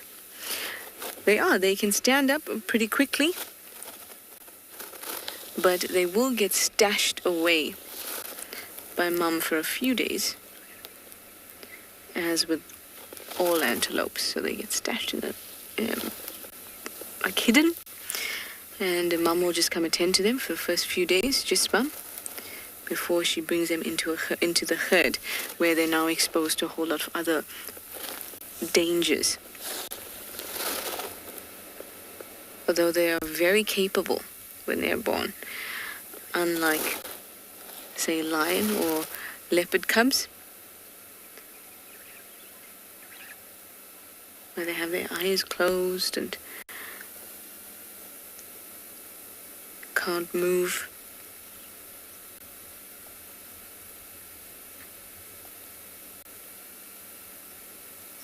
That's important for a herbivore because you have to be able to basically limit how vulnerable you can be at any time.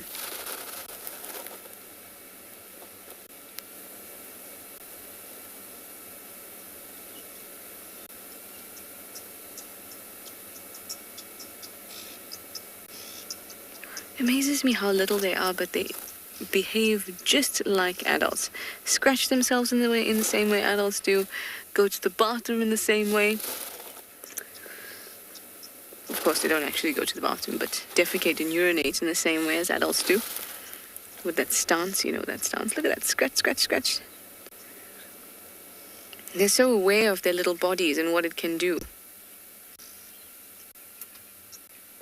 And that comes from learning so much from the herd and from playing and interacting. They learn all these things.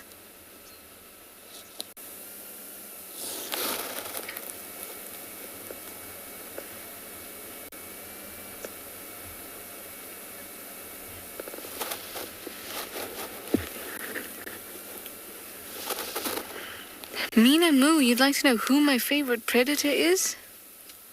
Minamu, you know better than to ask me a question like that. I could never choose. I think watching a leopard hunt is truly fascinating thing. You learn so much about patience and stealth and strength. But the same goes for all the predators.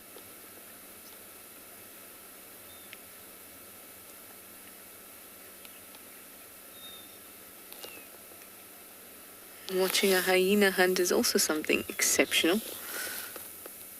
They just course through and pick whoever it is that's unlucky. Look at them grooming. Such beautiful colors. It tells you exactly the type of gloomy day it is. But still the colors are so lovely. Look at this little one looking at the wildebeest. Is that the front or the back, Mum? Their faces and their tails are so long. So sweet. Of course, all it's doing is just staring off into the distance. And up we go. All right, well, that one's heading off. I think we'll head off and see what else we can find, too.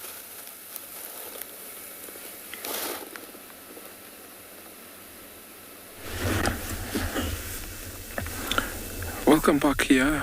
Our cubs are still grooming themselves and staring where their mothers are. And I think it's about time for their mothers to come and join them and carry on with their mission for tonight. And if not, they'll be left with one to actually babysit them, because at night you have hyenas who will always be on the move and that they can be vulnerable to them.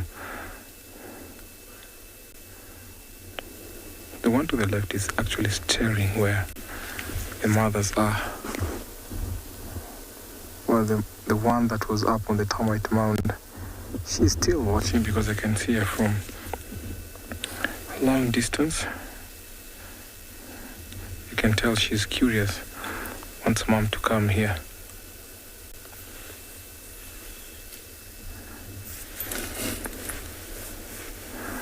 That one is so busy cleaning himself.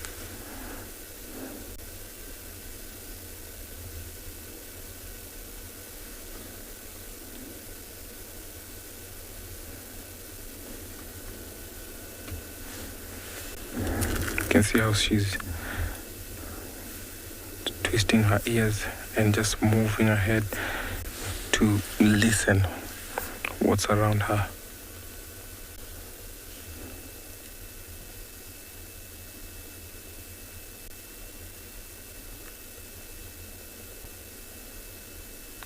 So the adaptation they get and how they become vigilant over predators actually peeks in from this age.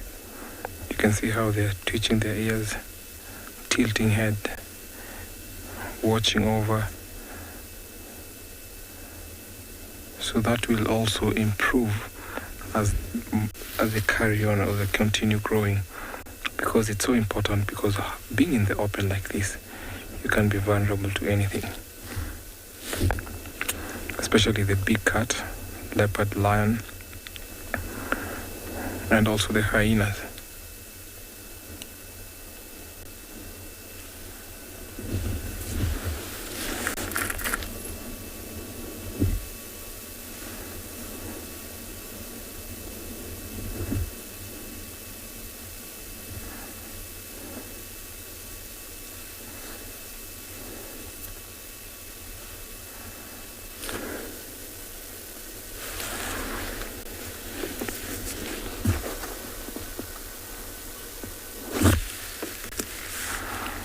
Over in the distance, I can see another lioness has climbed onto the termite mound.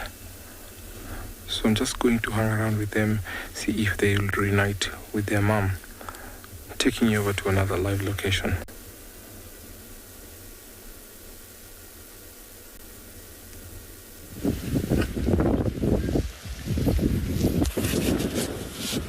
We were also hanging around here at Leopard Dam. We saw this herd of elephants earlier, very far away from the dam, and we thought we'd wait here and see if they were turned up. And BK and I were both looking in the opposite direction, and this big female right over here came wandering right past the vehicle, gave us both a bit of a fright. We didn't see them coming until they were about 10 meters away. That's really great. So there's a whole herd here, including lots of youngsters. They're having a good drink in this much relatively cleaner water at Leopard Dam than the water at Ndlovu Dam. And with this herd earlier was also Susan, the elephant that I'm sure you all know quite well, feisty female who always likes to investigate the vehicles at close quarters, as well as a large elephant bull that, although I didn't see the front of him, I suspect might have been the one known as Kumo, a very big, powerful bull who's one of the more dominant in the area. I don't see them here now. Could be that Kumo was, well, he was definitely sniffing around the females, looking for some that were in estrus, so he might have diverted some of the herd whilst he tries to investigate them. You can see a few of them have got a little bit of secretions coming from the side of their face. Those are signs that the elephants are maybe undergoing some sort of a stress, and it could be that stress from Kumo, the big male, giving them trouble. Colby, absolutely. They definitely do breathe through their trunks. You know, the trunk is basically like a huge extension of the nose, and so when they are drinking, sucking the water up of the trunk and they spray it in their mouth, then they're not using it. But you'll often see them literally put their trunk up above the water like a snorkel as they swim, so you know that they're definitely breathing through it. Elephants, just like us, I'm sure, can be prone to blocked noses. I've heard lots of elephants before sounding very hoarse when they trumpet and when they breathe, so it must be very uncomfortable for them to have such a big nose if it gets blocked. But they certainly do breathe through the nose. They can do everything with their nose. They can grab food with it to put it in their mouth. They breathe through it. They can suck water up into it. You know, there's just a ton of stuff they can do. See what this elephant is doing now? It might be pushing water into its mouth that's already sucked up. I don't think so, actually. No, there it goes. See a little bit of water there? It's busy pushing water out of its trunk and into its mouth. Much easier than having to lean all the way down and drink with their mouth directly, which they could also do. Oh, I'm about to lose my hat. That was a big gust of wind that just came through. They can use their trunk to splash themselves. They can use it to pull branches off of trees. They can even use it to fight, wrestle with each other. You'll see them often locking their trunks together and pushing and shoving. They can use it to investigate. See that young female there just touching the edge of that branch, figuring out exactly what it is. Oh, so we were speaking to one of the other guides in the area just, you know, after we saw that big elephant bull, what it was, the weird stuff that he was doing. And we talked about the way it was rubbing its trunk all over its tusks. And that guide, that specific person, said that he believed that it was just a way for the elephant to brush its teeth, more or less, by covering its trunk in mud and then rubbing it all over its tusk. It helps to polish it and shine it and keep it clear of any vegetation that might then get wedged in and cause it to have sort of like a plaque, almost, you could say. Well, it looks like the elephants are finished their drinking and they're going to find their way out, but I see that they're kind of blocked by us. We moved forward slightly as they moved past. I don't want them to be blocked, so I'm going to start the car and just move away from them slightly so there's a bit more space for them to get past. You don't want to block the elephants if they're on the move. You always got to give them space, especially when there's mothers with youngsters like this. You never want them to feel boxed in. Move a little bit. There we go. Gives them plenty of space to move past. And look, as soon as we did move past, that big female that originally came past us is starting to make her way out of here. She seems like a very experienced matriarch. She's very calm, she's not making any noises, she's not trumpeting, and all the babies, as you can see, trust her completely.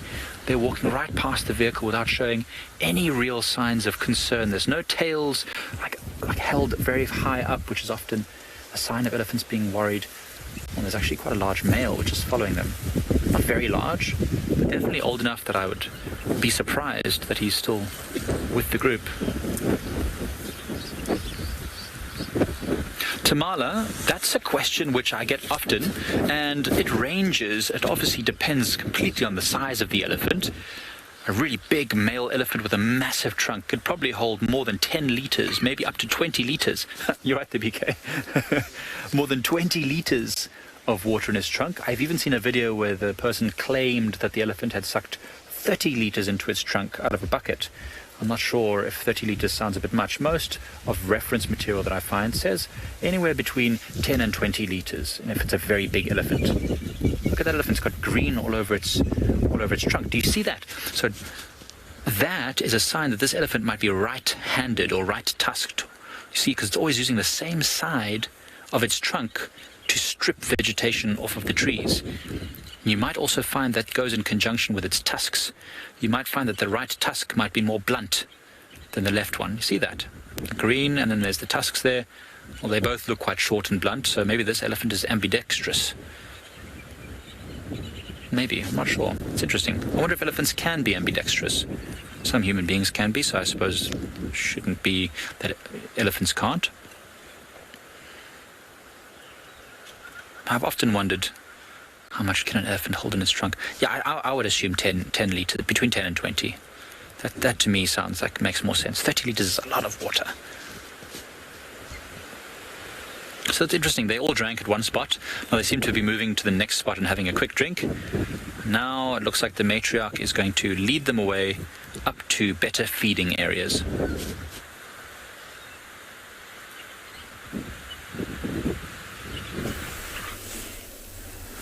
It's always nice when you watch elephants drinking. Actually, every elephant activity is always exciting. Now, our lioness that was up on the termite mound has been joined by her sister, and you can see how she's staring back to where we left the cubs. She's up on the termite mound and she can watch a long distance away, making sure that predators don't get close to her cubs. Lionesses in the Pride will do a communion watch, and they'll always take care of their cubs. And if you don't have a cub, every member is responsible for the cubs in the Pride. There's an added advantage when lionesses in a Pride come into synchronous birth. So when they synchronize their birth, making sure that every member can at least assist in nursing the cubs. So even if the cub is not hers, they always watch over them. And that's why the reason we find sometimes we have a babysitter left at the den to take care of the cubs.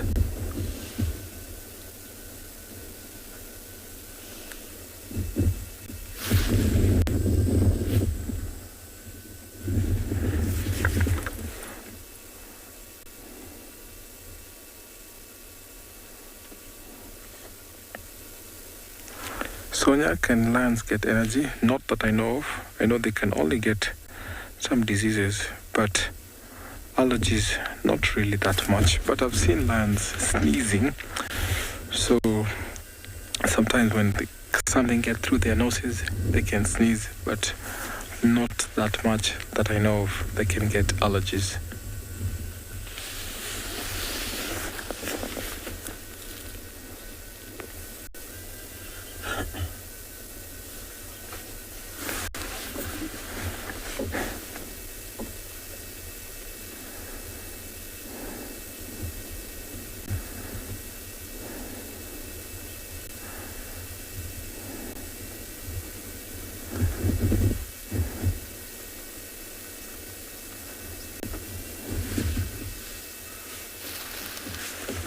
Wow. Look at that. They've all come to unite here. It's So nice, beautiful, and that tells you that they want to get back to the cubs. They're all watching the cub's direction, and off she goes.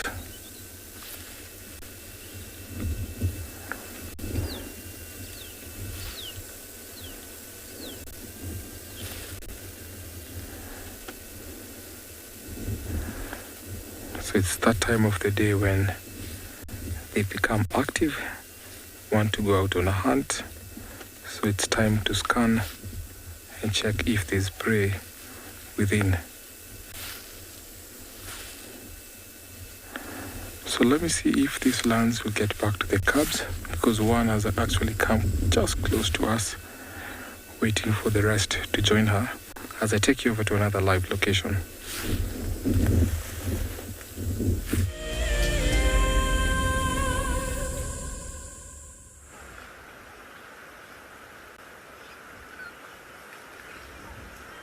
So there goes that elephant family heading off, dust bathing as they move off. Every now and again throwing a trunk full of the dust. It's amazing just watching them, how the babies follow single file all the way, more or less. And one female there looks like she's maybe a little bit pregnant, looking very wide. It's awesome. I love elephant families. Just love how close they can be and how in tune they are with each other. But as they disappear off, waddling away, a couple of young elephant bulls arrived at the same time, or just after. You know, that matriarch left very quickly with the rest of her family, and I suspect it's because these two boys arrived, and they are probably a little bit too big and strong to be playing with the youngsters in her family. So she just moved off to avoid any sort of trouble. Now I wonder if we wait a bit longer, there might be even some other larger elephant bulls coming that we had seen earlier. So this one here has got a broken right tusk. Doesn't look like there's any nerve damage, but certainly broken off maybe in feeding or foraging. Hey, get your trunk out of my mouth. I am drinking here. Get your own water. That's funny. I wonder why I did that. Remember, elephants use their trunk to get scent and put it in their mouth to taste and understand what's going on. So maybe it's just having a bit of a, an intimate moment with his friend over there. That one is a little bit younger than the other one, so he's still learning how to be a real adult male elephant. I suspect they both are. It's just lovely to see two bulls so calm and happy with each other.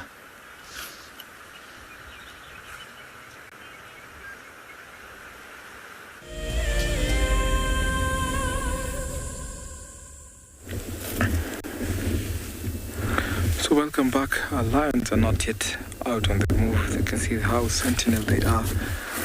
Everyone is scanning. Everyone is busy scanning.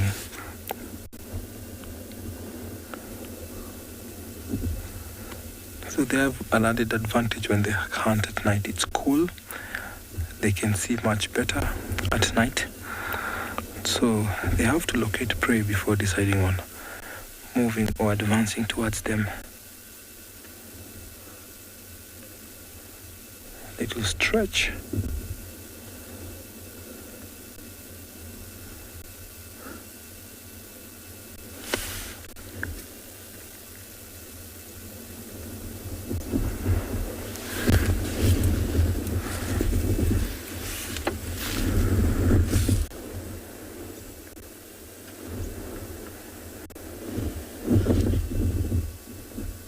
So they have to check every direction.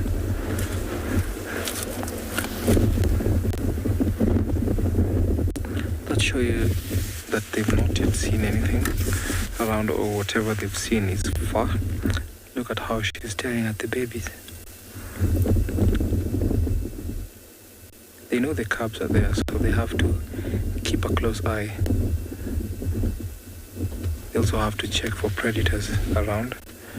Not only that they're looking for prey, they're also checking for predators, because they know the cubs are out in the open. They're vulnerable and exposed to other predators.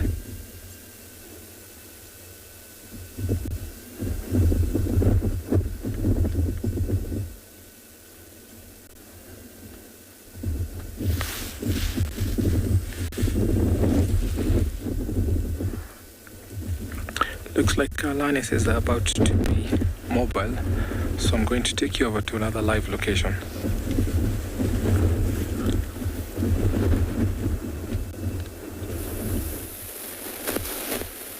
Have you met the dwarf mongoose from Buffalo's before?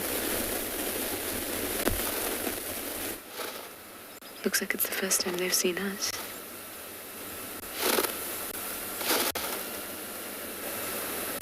I love these little guys, the way they stare at us. So fearless.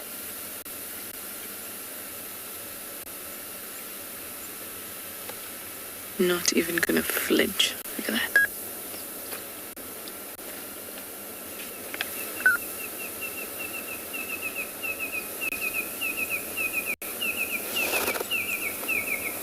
Red-crested quahan calling in the background. Very nice. There's a small mongoose in this little group too.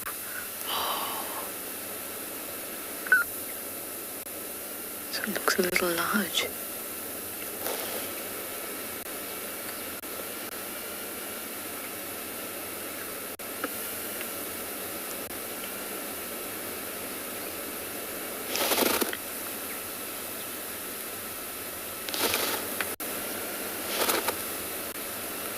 I almost don't want to speak or move because this is so intense. And Nathan, you'd like to know if they're part of the meerkat family? Oh, there comes another. Yes. So mongoose and meerkats are closely related.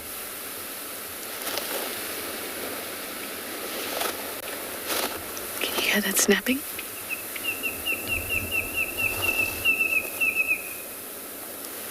Oh, there's that little one. Look at that.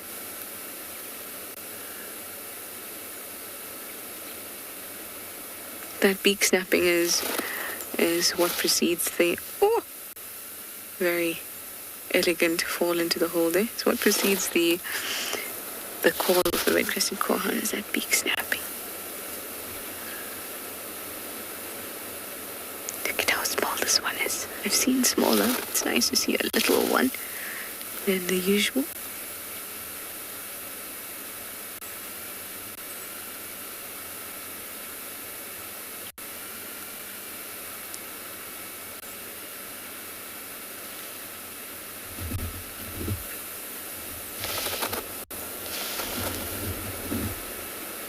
Rosalind, you'd like to know what do mongoose eat? Mongoose are carnivores, as in the order Carnivora. So they love to eat insects, other small arthropods, even snakes, but particularly scorpions, termites, snails, things like that. Oh, wind's picking up.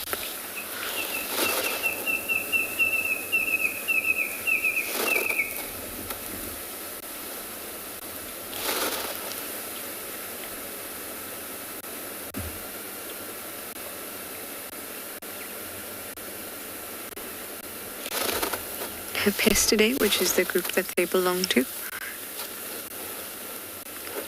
You know, a herpetologist is somebody who deals with snakes.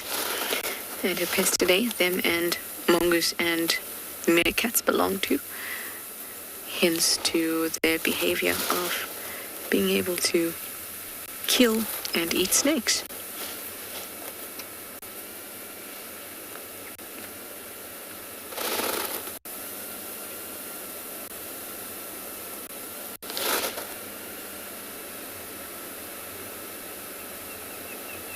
I feel like it's got that look that's saying, come. Oh, did you see it blink? I often get the question, do mongoose blink? It just blinked. It's looking at me like, come on, come. Come close, I dare you.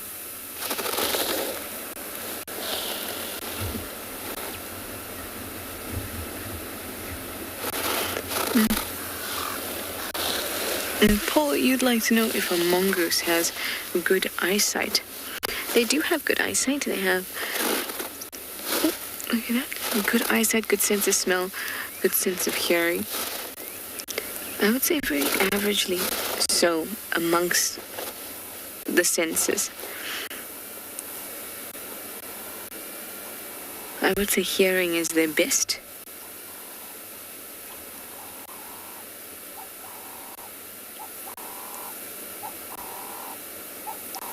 It's very difficult to see their pupils.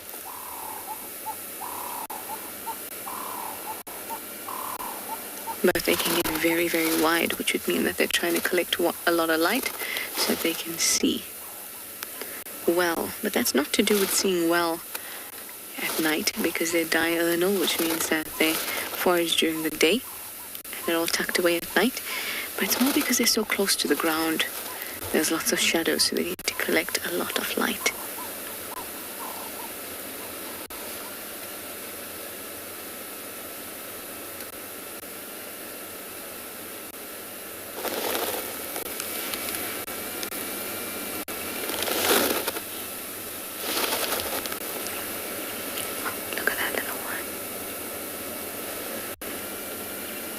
So we're on Bafusuk because Nsele has been found with 2 kills. So we thought we'd make our way there. She's a leopardess.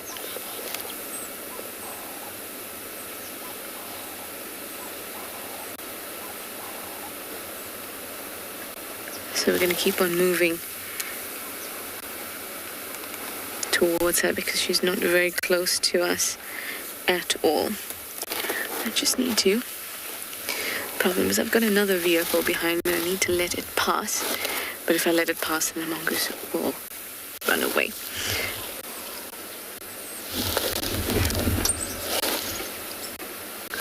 Never mind, the flap of our rain roof did that. Okay. Shame. They're very, very, very alert. Always alert. Let's just pull off here so the other vehicle can go past.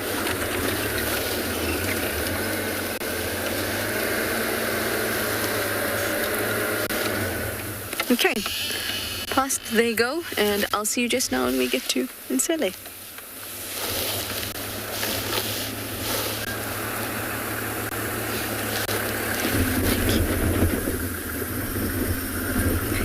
Welcome back to andBeyond and Ngala, everybody. So it's actually quite a miraculous turn of events this afternoon. I was tracking the wild dogs and thought I was going a bit crazy. The wild dog tracks turned into lion tracks. So we've been following the lion tracks. And as it turns out to be part of the Birmingham Pride. Oh my goodness. So we had a bit of a change of plans there while we were busy following those wild dog tracks. But I love how quickly plans change out here. It's absolutely incredible. So what I'm actually doing at the moment is I'm going to where those tracks are heading towards, where Nikki, one of our other guides, is sitting with them, where he's just found them. So we're going to go and have a look. It seems like it's just a few members of the Birmingham Pride. But I'm very excited to see, especially in this weather, what they're doing. And the nice thing is we're still in the area where the wild dogs have been seen. We've heard some hyenas calling. So we think they are around, but maybe just off of our eastern boundary. So I figured while I'm looking for wild dogs, I might as well make a little bit of a change of plan. Because those are the best plans, the ones that happen unexpectedly in the bush. Don't worry, I haven't given up on the wild dogs. I'm just always excited to see any lions.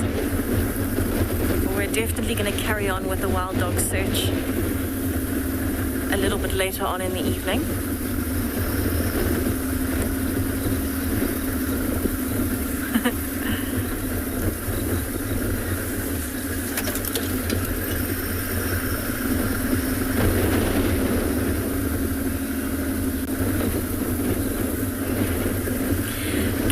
To track the wild dogs or any of the animals at andBeyond and Ngala, there's a few methods you can use. The most predominant one that we use would be actually looking for the tracks on the road.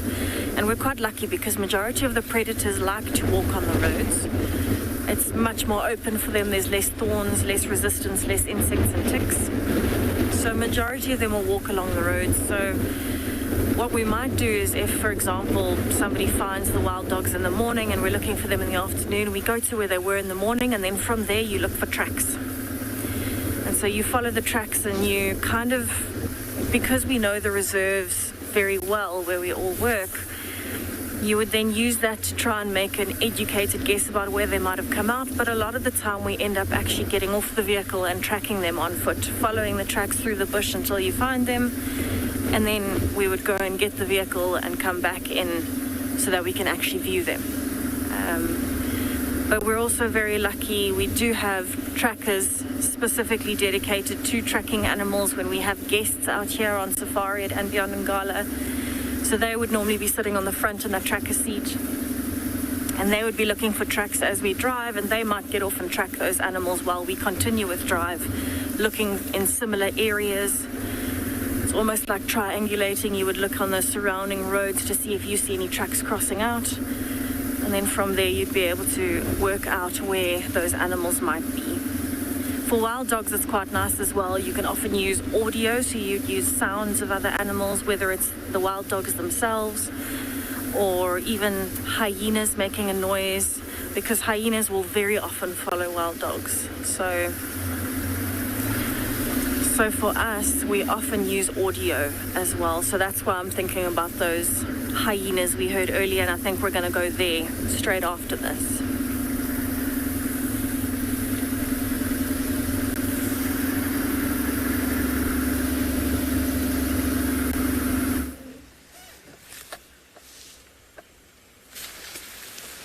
So we had this elephant bull, and then he moved into the thickest of the thickets, and I think this might be Kumo. This might be that very big elephant bull. How's it, guys? There's another game viewer driving past. Good afternoon. I think this might be Kumo, that one I was telling you about, because he's very tall, very big elephant bull. So I suspect this might be him. He's on the other side of the drainage line. We can't get to him now, but he looks like he's moving towards the dam. We were actually following the other elephants, the females and those two young males. So what we might do is actually turn around and head back towards Leopard Dam and see if this elephant does come to the dam. And if it does, we'll be able to get a better idea if this is Kumo. Remember, for those of you who've been watching for a while, Kumo has a bit of a mark on his trunk between his tusks. And so that is one way we're able to identify that particular elephant, and the fact that he's really massive. But we didn't get to see his face earlier. We just saw he was a very big bull, and so I don't know if it is him or not. I'm hoping so. But you can see, because of this wind, I think TRISHALA was saying it earlier today, is very difficult to see other animals because most of them hide from the wind.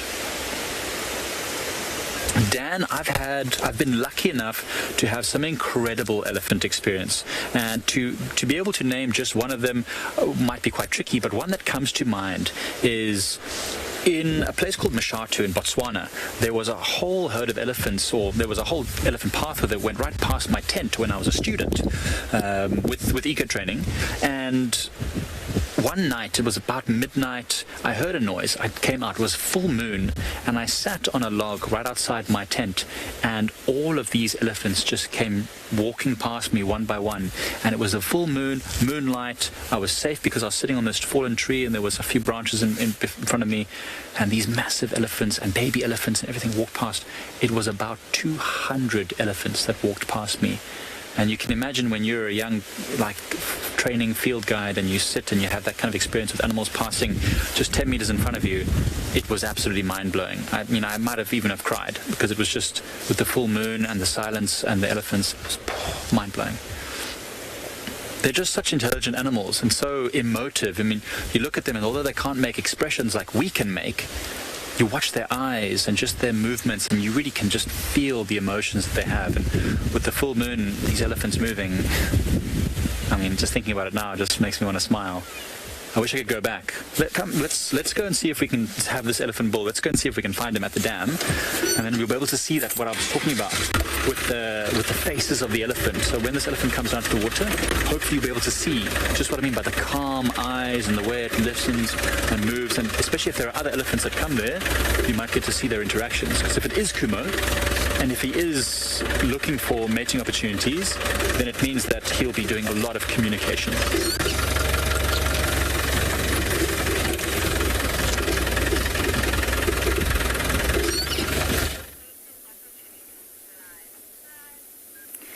Welcome back to andBeyond Ngala, everybody. I'm now sitting with the Birmingham Pride, or 4 of them anyway. And that is actually one of the Ross males with the lioness that we think is coming into estrus, so he's very protective of her. And we're at one of the old quarries on andBeyond Ngala. And there you can see one of the older lionesses, and actually the one in front is a slightly younger one. And they seem to be moving around the edge of this dip into the quarry. Isn't she stunning? Just have a look at those shoulders, the way she's standing. She's incredibly big. You can see how strong the wind is behind her, the leaves all blowing. So I think that's why these 2 lionesses are more active, because it is so nice and cool.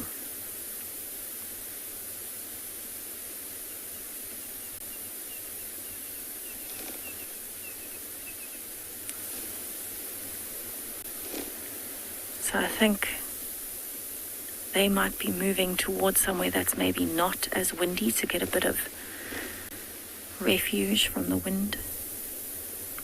But one of my favorite things about her in particular, have a look at her rib cage, that stripe that goes diagonally up from her shoulder, where you can see those muscles on her rib cage. She's incredibly strong, this lioness. One of the oldest in the Birmingham Pride. And actually the male lion has now gotten up, and he's watching to see what they're doing. The other lioness is up as well. Nice stretch. Big yawn.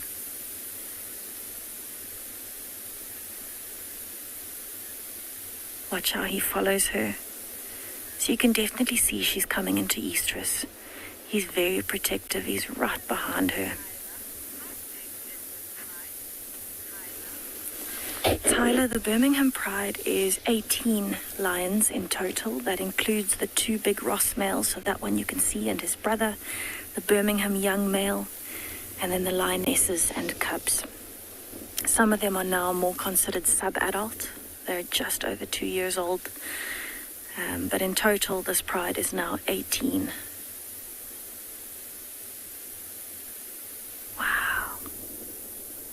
You can see how he's flicking his tail every now and then for the flies.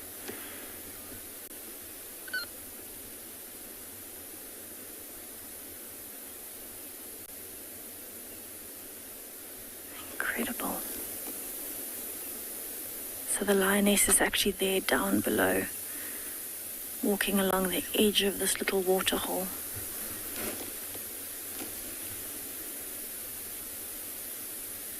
Now there, she's actually scent marking a bit. Quite unusual to see a lioness scent marking. But when she's urinating, she's rubbing her back feet through it. And normally it's the males that do that, but you might find because she is starting to come into estrus, she might be trying to almost advertise in a sense. Or she might be going through some more hormonal changes. Wow. Isn't he stunning? You can see his mane is really in its prime at the moment. Going past his shoulder blades, he's going to scent mark there, I think. Yeah, rubbing his cheek on it. Then he's going to lift his tail and urinate. So he's telling all the other lions, this is my territory, it's taken.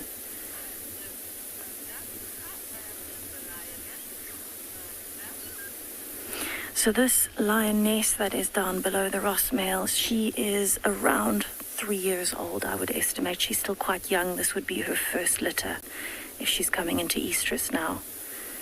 Compared to the Ross male, he's quite a bit older. So in terms of this situation, it's actually quite normal for her to be out on the side with him alone because it's her first time. She's not really sure exactly what's happening. The older lionesses are probably around just to keep them company in a sense. I think the pride split quite a few days ago, but they'll find each other again. But for her, it's probably still an incredibly new experience to be so close to the Ross male and to be going into estrus. She's not quite sure of the changes that are happening in her body. They've got very good instincts, so I'm sure that she can feel what's happening and she knows what is expected of her. Her natural instinct tells her that. But it's still a very new experience. She is still incredibly young. She's still got spots all the way down her sides. So it is definitely interesting to watch something like this. It's always fun to watch the dynamics of the pride and how they're changing. But I think what I'm going to do is I'm actually going to drive around and see if we can follow them through the bushes. And hopefully we can get another view, especially of them maybe still walking and being active.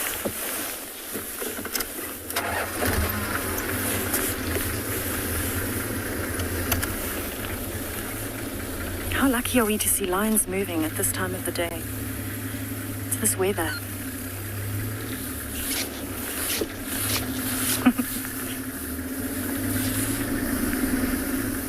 Alright, so I'm going to make my way around the front, see if I can get another view of them. Hopefully we get some more action.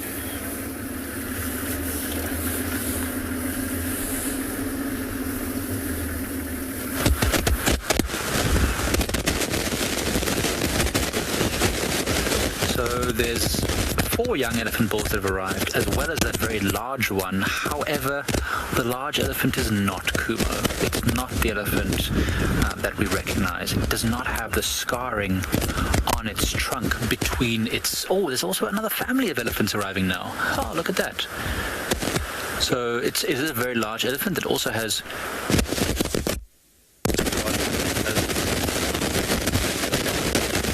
got a bit of audio. Interesting. Wow.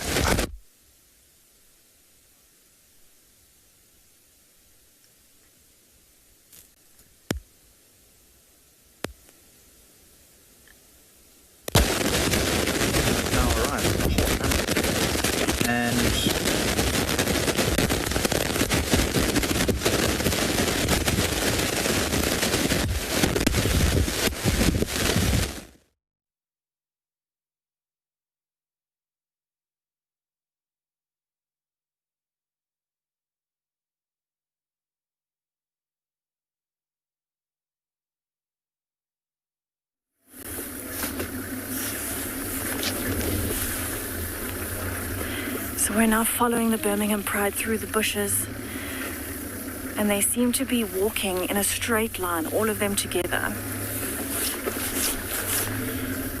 And I think what they're doing is they're possibly hearing those hyenas, because that is the direction it was coming from.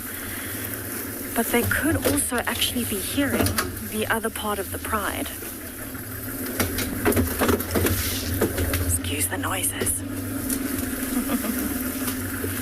You can actually see them walking through the bushes in front of us there. And there's actually a clearing coming up. So I'm going to try and get to that clearing. Gotta love a Land Cruiser. Possibly one of the most fun parts of the job.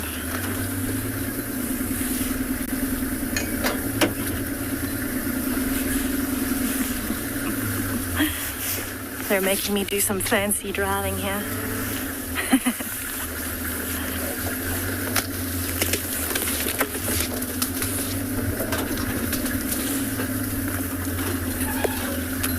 They're still walking just to the right of us. There's a clearing up ahead.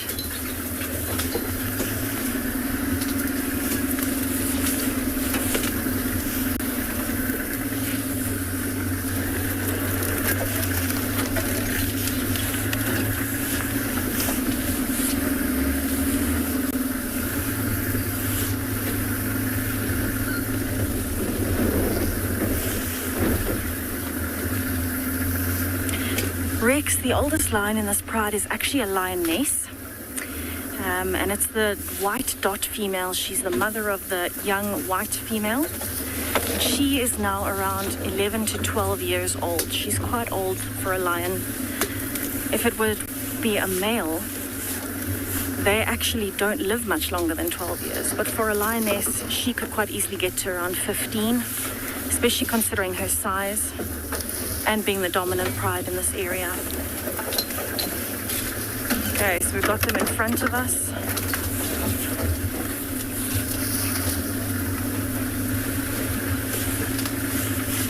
Bit of fancy driving going on.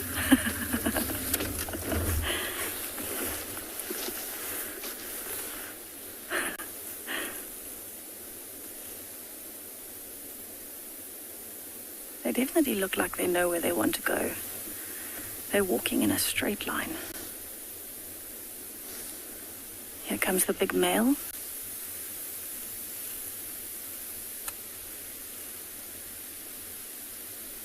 Oh, he's scent marking. Have a look at that. And the other lioness is right behind him. So this is quite normal for him to be scent marking while the pride is on the move, because he wants every other lion that comes through or considers it to know that this is his territory. But he really is a stunning male. He's one of the bigger ones that I've seen. I think we're going to stick with them while they're moving and see what happens, especially since they're moving towards the area where those hyenas were making a noise.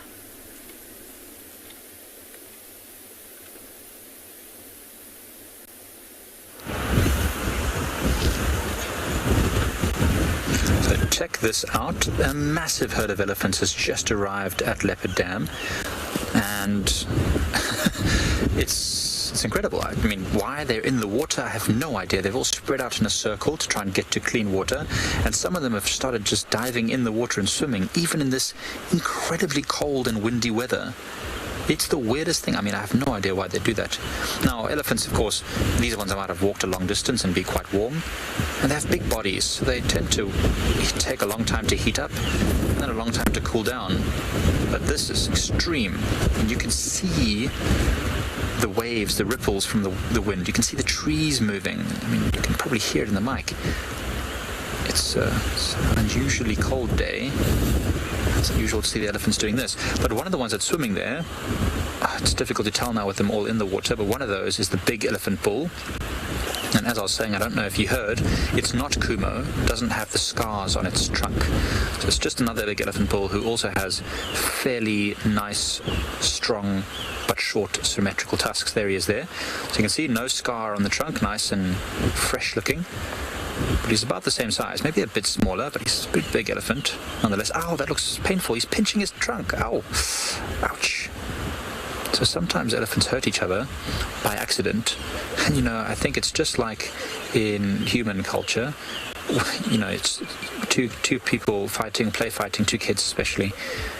And then one just punches a little bit too hard, pushes them a little bit too much, and then they can be like a bit of an aggressive action with each other. Sorry if you can hear voices in the background. That's another game viewer, which is also in the sighting. Oh, big splash. Look at them. There's so many. I don't know. Let's count them. We've got probably close on 30 elephants here. And there is a whole bunch of others amongst the trees and bushes. So it's really cool to see. Look at that one doing almost a backflip. It's like a synchronized swimmer. And this is the herd with Susan, the elephant cow, the young elephant cow, which often comes and visits the vehicle. She's in there somewhere. Luckily, we're safe on the other side of the waterhole. We don't need to worry about her affections. I think that's what it is. She's just very affectionate. She just wants to come and say hi. Lots of females there. You can see their very angular foreheads and then that big rounded forehead of this male. Very easy to tell at this angle the males and the females apart from each other.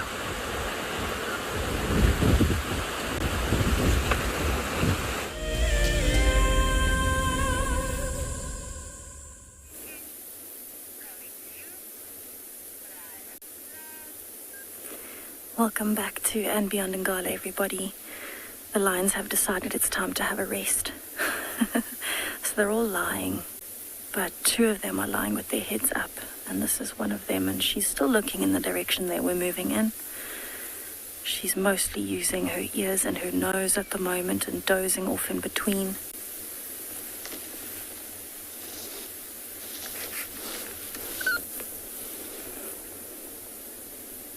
So you can see how muscular her back is. You can actually even see her hairs are quite dark. A lot of them look black. And that's quite normal, it's all part of camouflaging. But also if you have a look at her face very closely, you can see there's scarring on her ears, scarring around her nose. And her nose is completely black in the center. So she is one of our older lionesses within the Birmingham Pride. And she's incredibly experienced. You can also just tell from her size, look at how wide the shoulders are. Even her face and her neck are incredibly wide. She's a very strong lioness.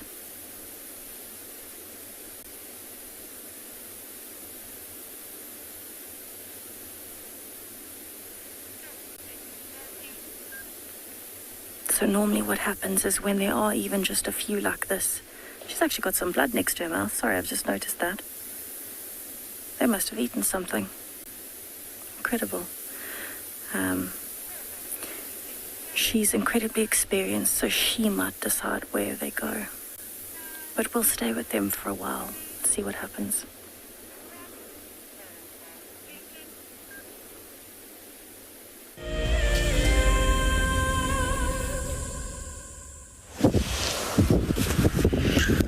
The fun continues. The elephants splashing and playing. It's always the bulls that I see doing this. Very rarely the females and the youngsters. I mean, it's quite typical, really, isn't it? The men just acting silly, the males just being silly, the women being sensible, graceful, poised. They have fun in their own way, and we have seen the females also doing swimming like this. Not often, but especially when there's no big, strong males like this around who could accidentally hurt or drown, potentially, the youngsters in their play. The females will go in and be a bit more free. This is a great time for the elephants to also practice because their weight is so well held by the water.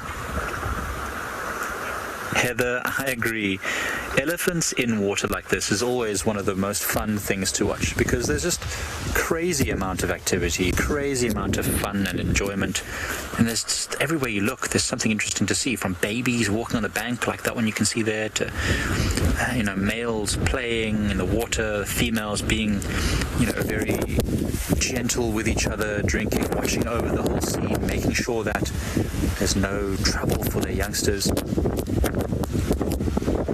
See here, the females at the edge, they're just watching, carefully assessing, and the clouds as well passing over. The whole scene here is just spectacular. It's very difficult for us to put it on film for you all, but there's, I often refer to clouds as species. There's like 4 or 5 different species of clouds above us right now, and some are very low and moving quickly along the sky. Try? Okay. Yeah, okay. BK wants to try and show it because it really is spectacular.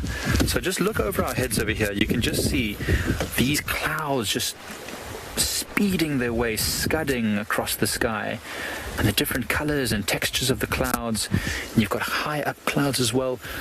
They're expecting there to be quite a heavy storm coming on the weekend. I mean, you can see the wind is pumping through here with those clouds moving like that. So it is quite very strange that the elephants are swimming like this. I saw some impalas a moment ago running like crazy on the other side of the water, and I thought that they might have seen a predator, but they all seem calm now. Maybe they're just getting rid of some nervous energy before night falls and it becomes very dark and they have to stay very still and quiet for the whole, 9-10 hours of darkness.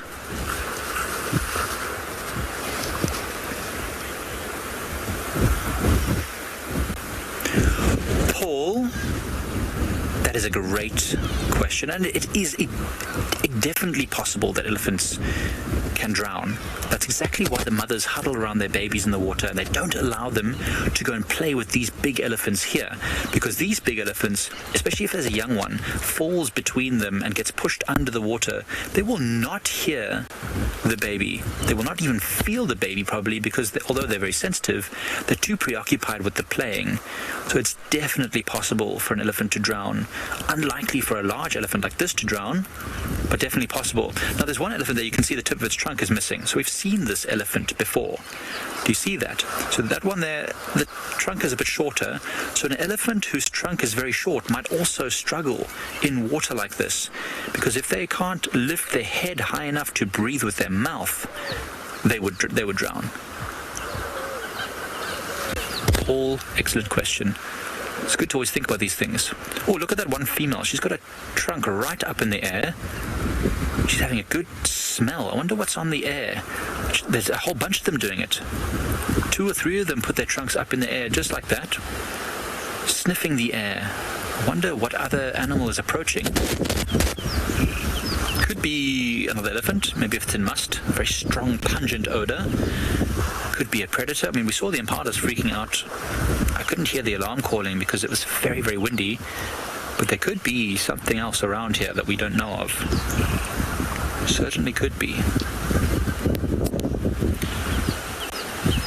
It's one of the best things to do when you're on a game drive or in nature is not to race around looking for stuff, but sometimes just to sit calmly and listen and wait and see what arrives. So there's a young one. That one's very small. You can see probably quite unsteady on its feet still, especially in this slippery, muddy environment. And it would be very easy for that one to slip under the water and then really struggle to get up again and out the way of the bigger elephants. So that's why there's a mother right next to it there, just watching and being careful. And she will not hesitate, if it's the mother, or the mother will not hesitate to get very aggressive and trumpet and chase and bash the other elephants. So what we're going to do now is just maybe stop for a moment and just listen for a couple of minutes, just to watch these elephants and enjoy the scene.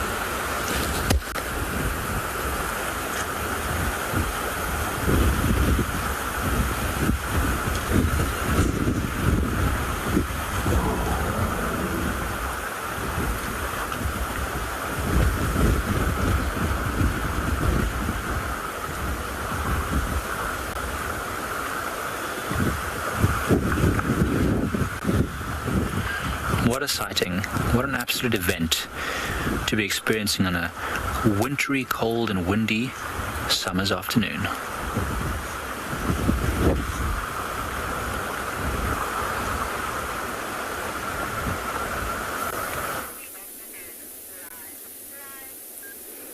Welcome back to our resting lines at andBeyond Ngala. It is certainly a windy afternoon here as well, but it's special, I think, to be in the wind, because once you've found animals in this weather, you always get different sightings to the normal heat that we experience. You can still see she actually has some spots. Those won't go away, those might stay.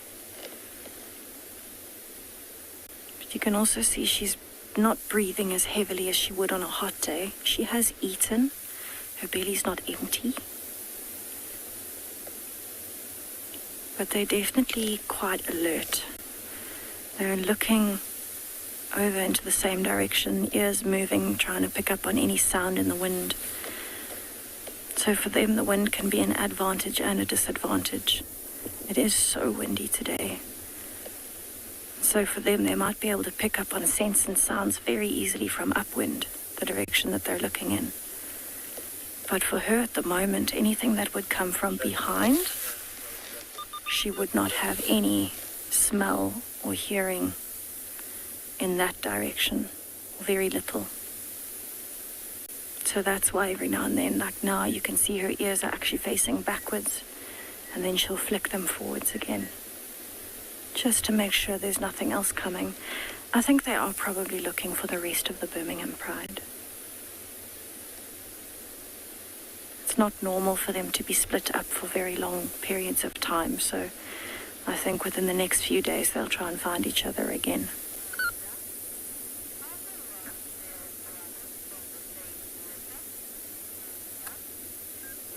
Moondust, yes, the Ross males are brothers from the same litter. You can actually see the one there has lifted his head. They are from a property to our northwest, and they are brothers. So it's been quite interesting for me to see the differences between the two. You can see on his mane, he's got quite a dark streak coming down from the top of his head, and the further it goes, the wider it spreads, and it almost gets to black at the bottom. He is the darker of the two. His brother is quite blonde. It's almost like you heard me say that. He turned his ear towards me. So they look a little bit different, but overall, you know, it's normal for siblings to look a little bit different to each other.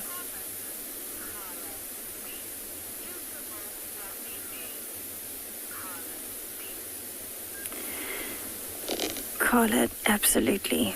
It's a very fluffy mane. And actually, if you have a look at it, it looks quite soft. To the touch, it would be fairly soft, but actually quite matted. I don't know if you can see how thick it is. So I've often had a lot of people comment and say, you know, they look like they need a bit of conditioner. But actually, when you look at him like that, you can see that the mane still stands out against the outline of his body. And that's because it's nice and thick. So his mane needs to be thick and coarse to protect himself when he's in fights. So if he had a really nice silky smooth mane and not as fluffy and coarse looking, anybody that wanted to hurt him, another lion with a big front paw might come and smack him or try and bite him, and would quite easily be able to get down to his face, his neck, his vital organs. But with his nice fluffy soft mane, the way it is, that thicker hair that's a bit more matted, it means that those claws might hook in that mane, and instead of getting injured, it might just pull through his mane and maybe pull some of his mane hairs out. But they do look incredibly fluffy.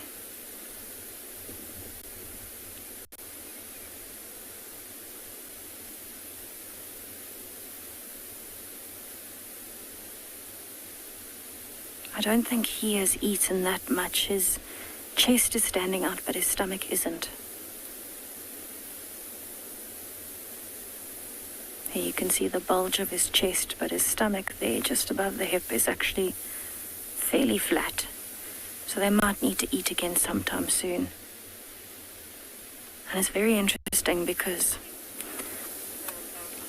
a lot of the time people think lions will only hunt the bigger things. But if an impala came along now, they would go for it if they had the chance. It's actually the most commonly hunted antelope on Ngala by lions.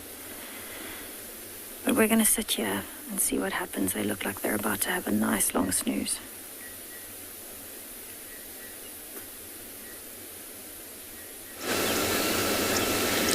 We're sitting here with a humongous inseri.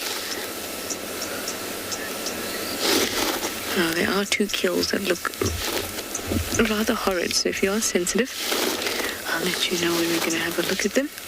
But she's got an impala ewe and a lamb with her. Now she's staring down at a hyena.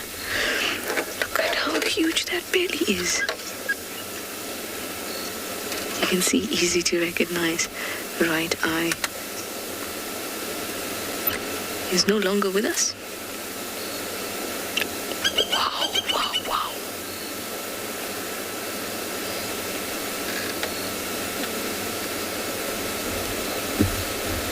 Gosh, is she pregnant? Because that is a proper belly. In fact, that looks very pregnant to me. I'm sure she was mating with Nhlungula. One of them, if not both of them. Because look at that belly. That's not food belly, that's too far down. But hey, we've got it wrong with leopards before, but that's a big leopardess. Also for everyone, this is the first time I'm meeting in Sabi. She's in Buffalo, quite up north near a place called Broken Dam. She was born in 2009.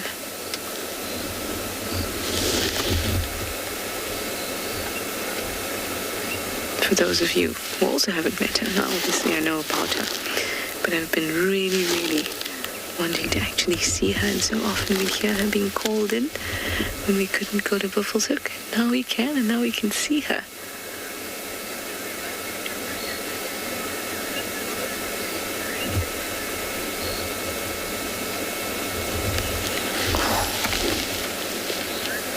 That pouch, she looks heavily pregnant to me. It's so low.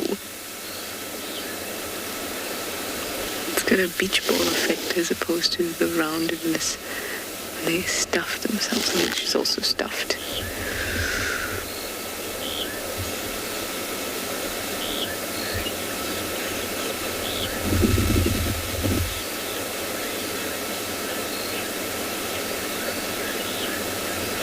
Corbus, you'd like to know what the average survival rate of leopard cubs is? It's 40 to 60% before a year. So basically before a leopard cub is a year old, there's half a chance. Or 50% at least, or actually it's 40 to 60, but most of the time it's quoted as 50% chance that it will survive.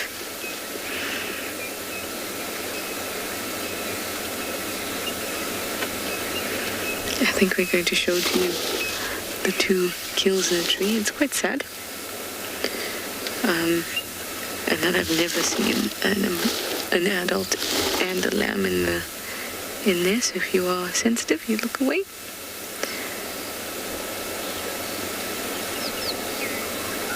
That is very impressive. I would think that she first caught the mother, and then the lamb, not knowing what's going on, probably an easy target after that.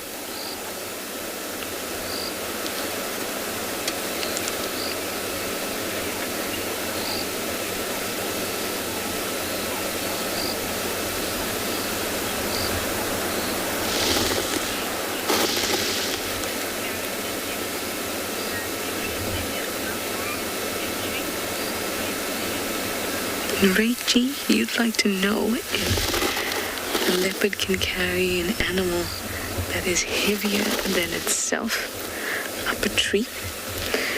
It can certainly try, and some places say that they can. But I am more comfortable quoting 75% of their body weight than 100, although I've seen 100% quoted, I've seen 150% of their body weight quoted before.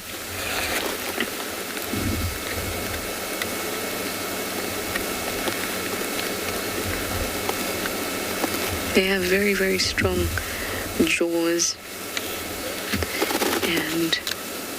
and neck muscles in order to do that. I say to you why I why I don't think 100% of their body weight.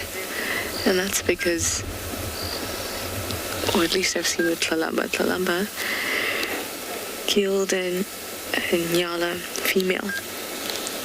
And a Ngala female is about 50 to 60 kgs. And Tlalamba tried to hoist it. Now, Tlalamba is probably about 45 kgs. Tlalamba tried to hoist it, and she was not able to. But she did try. I mean, she could still move it. She could still pick it up. But she couldn't take it up into a tree. She really, really struggled. So I'd say close to their own body weight. But from what I've seen, I've not seen an animal hoist something that is their own body weight in my time seeing leopards hoist.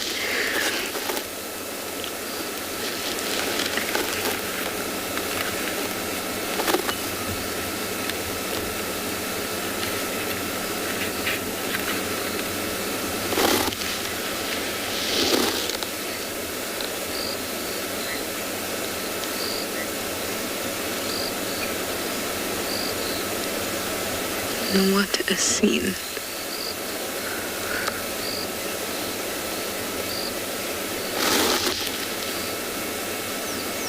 Oh, she's a stunner.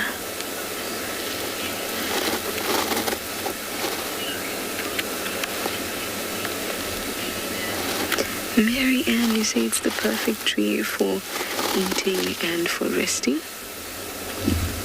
I think so.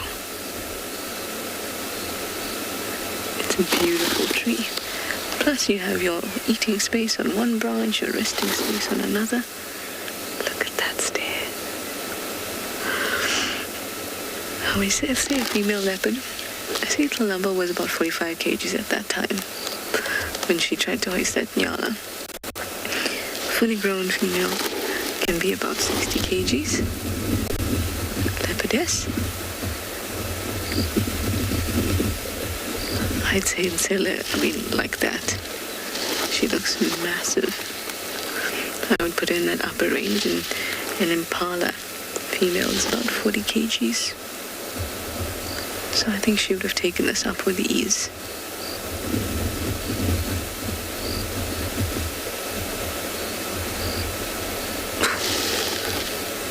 Look at that. I think this is what's referred to as a chonka.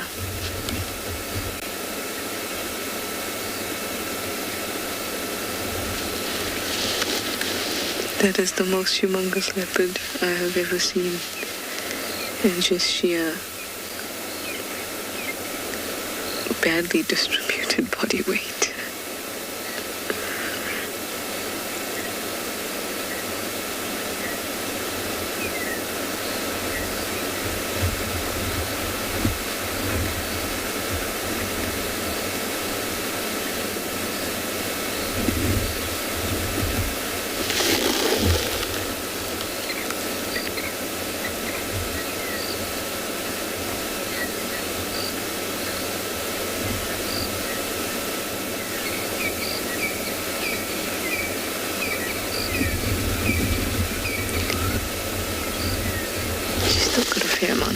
On there too. I think she's gonna be like this for at least the next day. But if I was a leopard like that, well, I would not be able to move very far. I must say, this is the first time I've looked at a leopard and the position she's in and said, must be pregnant, because it's so difficult with a leopard to say that. If you look at the position of that roundness, it's much further back towards her reproductive area than her stomach. Look at that, look at that.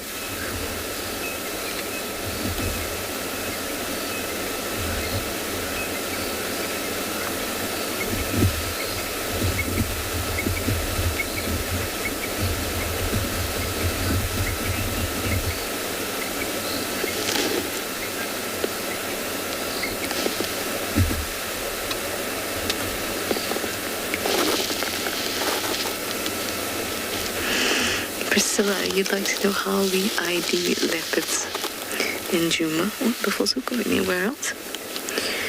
Firstly, we look at the area we're in, so who we expect to see in this particular area. That's because they have territories. And then we look at, obviously, the sex and spot patterns. So I know that in this part of Buffelshoek, and obviously any obvious identifying features like nicks in the ear and eyes or missing eye or anything like that. So Fensile, you can quite clearly see she's female, and she's in Buffelshoek, so I know that's a female, and that is hanging around Buffelshoek in this corner of it. She has the right eye that's maimed, and she also has quite a mangled ear. And apart from that, she has a 4-3 spot pattern. So all that information pulled together is what lets me know that this is Nsele, or any of the guides here, for that matter.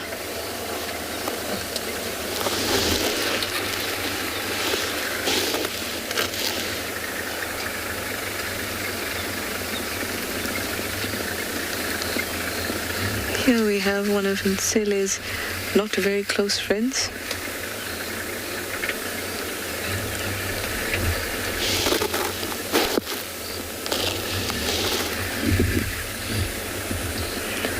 I would say just somebody she knows. Friend would be a strong word. We're going to sit with her a little bit longer. We might be able to actually reposition nicely. We'll call you back when we have.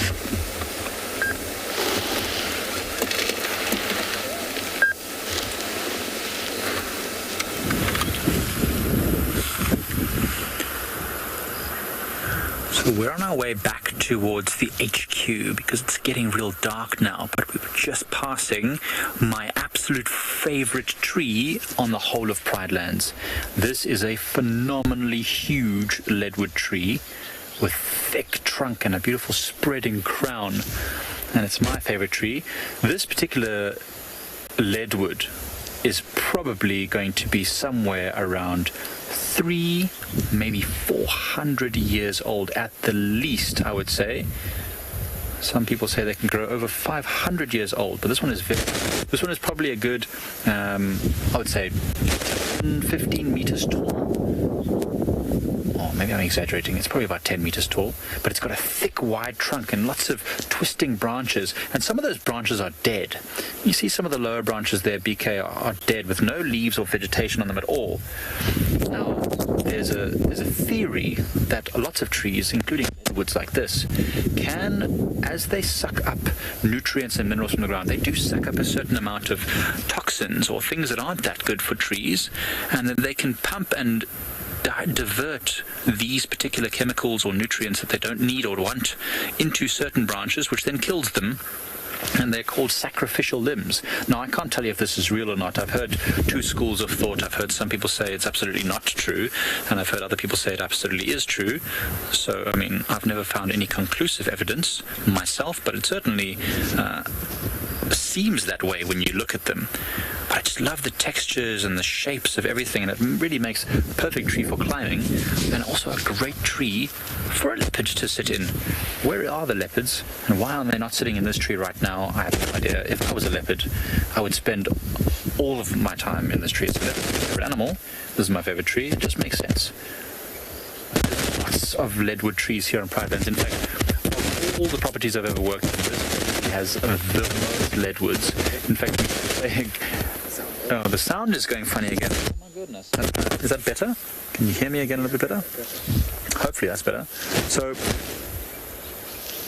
myself and Gert, we haven't played it BK now, we haven't played it yet, but we played this game called Leadwood, where as we drove around, if someone shouted Leadwood, we'd have to stop the car and see who could spot a leadwood, or who rather couldn't spot a leadwood. I suspect there's not a single point on this whole reserve where you could stop the car and not see at least one leadwood, whether it's a young one, an old one, or a dead one. And that's quite unusual. They need very specific types of soils. They like clay soils, they like waterlogged soils, often found close to drainage lines, near rivers and floodplains.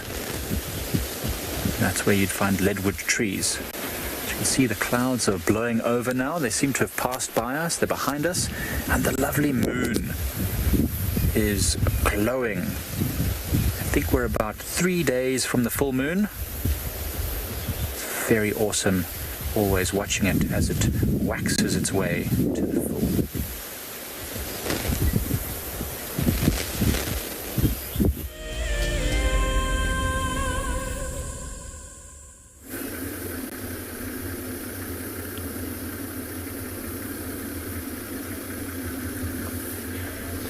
Welcome back to andBeyond and Ngala, everybody. I have left the Birmingham Pride. They started moving a little bit more north towards where those hyena sounds were coming from, but also where we had some tracks of the other half of the Birmingham Pride. So what I'm doing now is I'm just heading back in that direction slowly, much more north towards the main riverbeds again. Maybe we might find the rest of the Pride walking along.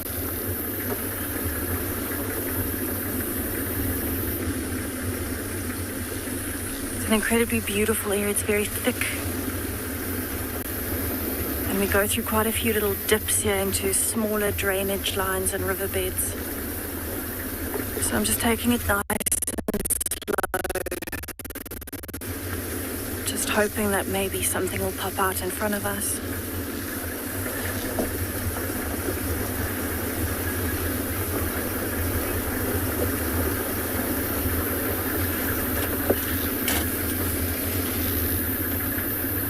So in this particular for leopard this time of the night, and I haven't seen a nice leopard, so I'm really hoping that we might bump into a leopard, especially this time of the day. And here in particular, there's some nice tall trees around me. And we're actually going into a little drainage line as well. And it's the perfect time to be looking for an impala lamb in a tree, or even just a leopard lying in the road.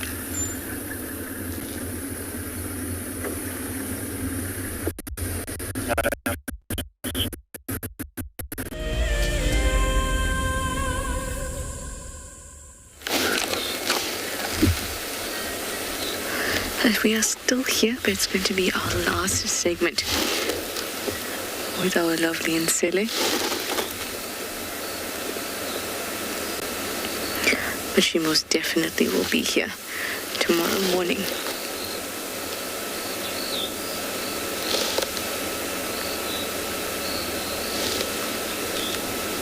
She's having a look at that hyena behind her. If you recognize that hyena, please let me know. At first I thought it looked familiar, and then I see that its right eye seemed to be blackened and oozing. I don't remember any of our Djuma clan to have that. Or maybe it's a new injury on one of the clan males. But if you recognized it, please let me know.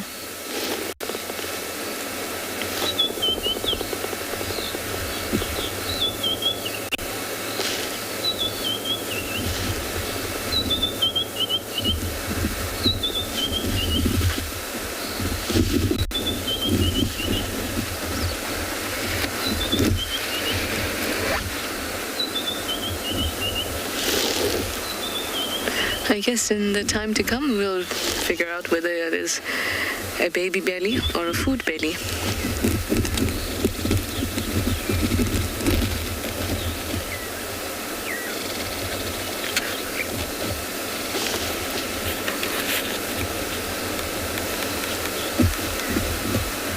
But really, really wonderful to see her.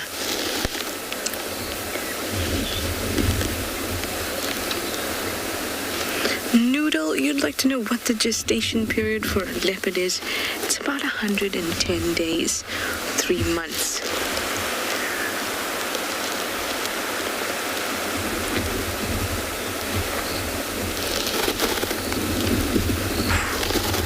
The belly is actually sagging over to one side. I think it's quite cute.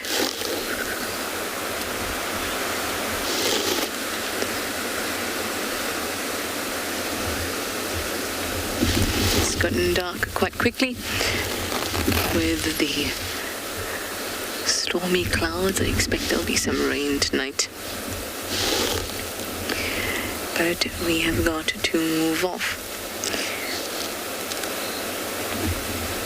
Unfortunately. But we'll see her tomorrow in the morning. If not me, then definitely Lauren will.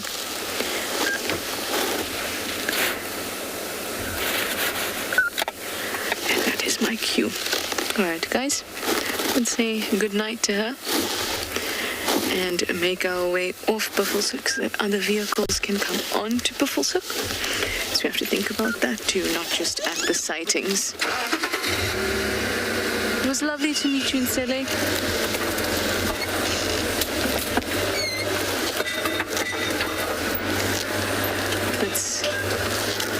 Let's find out if there are chameleons on Buffelshoek. I'm sure they are.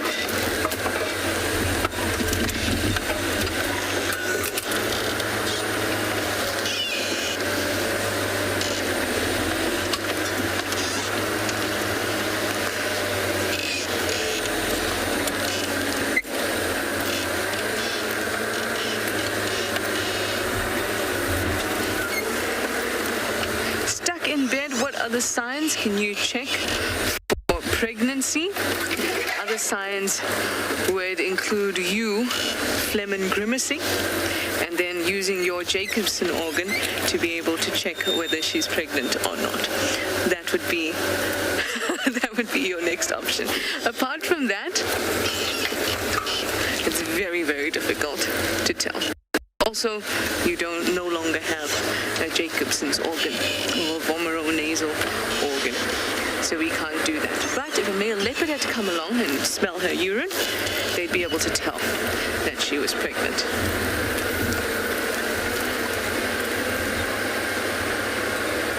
Busy, busy, busy on Buffelshoek. Just have a quick go around them.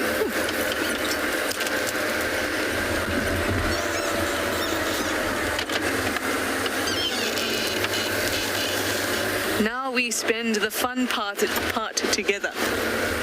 Who wants to guess what the fun part is? Trying to figure out our way home from the very, very top of Buffelshoek. Well, I guess if we get lost, it doesn't matter because we would find some fun stuff along the way, wouldn't we? Maybe some sort of animal that lives here. Is there something living here? No, it's okay. We find another.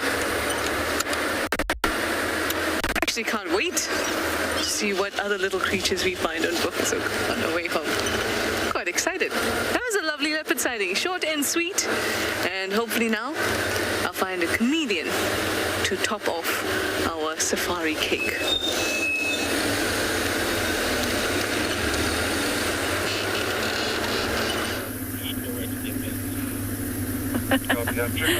We're also looking for chameleons at andBeyond and Ngala, but I'm hoping for a leopard. It's the perfect time for a leopard to be walking down the road, marking its territory. So I'm actually using the spotlight to have a look if I can see any leopards or any eyes reflecting at me. Any bright green chameleons in the trees. It doesn't seem like an advantage, but it actually is an advantage to be a little bit more cool and windy at this time of the day in particular. Because now is the time where leopards start looking for food. So that's what I'm hoping we will get.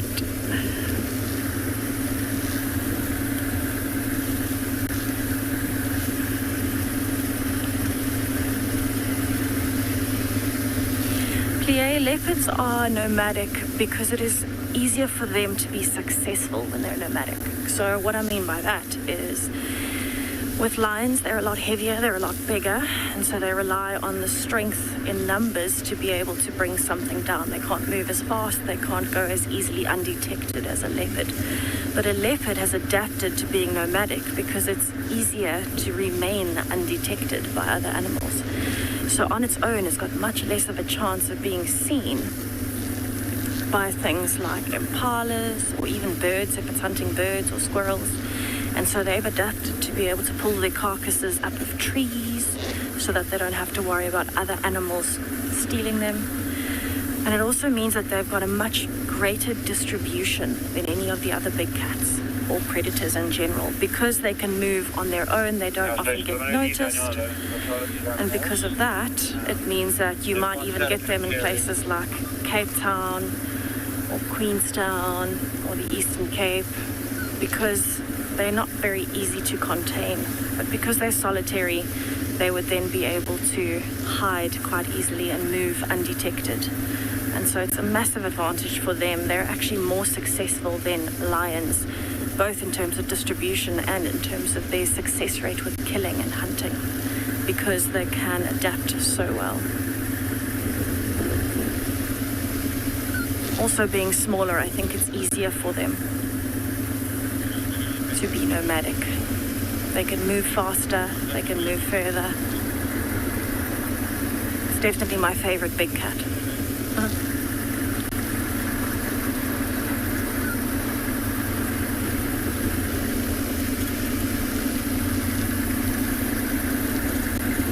So I'm actually almost back at the Timbavati River, where there's a lot of big trees and where we had tracks of leopards earlier.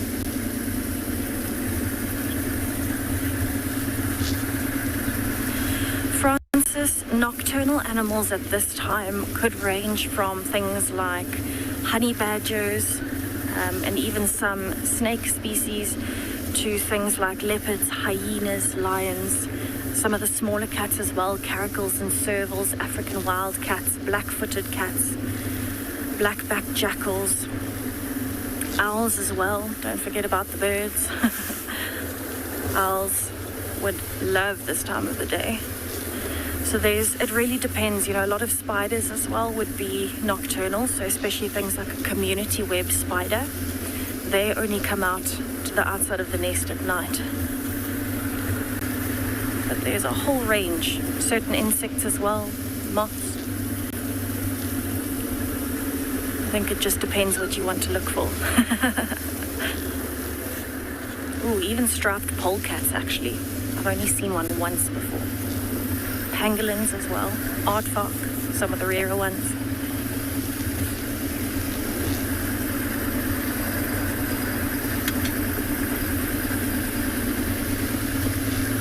I don't know if any of our viewers have been lucky enough to see a pangolin or an aardvark in person.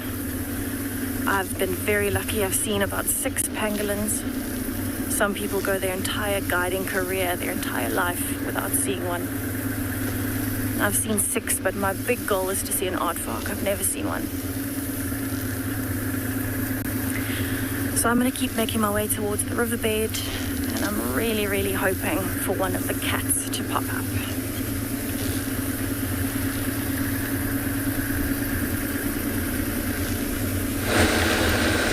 Ooh, that last-minute leopard hope. Certainly something that keeps you going. Hoping for the last-minute leopard. I think we got our last-minute leopard. Now we're looking for a last-minute chameleon.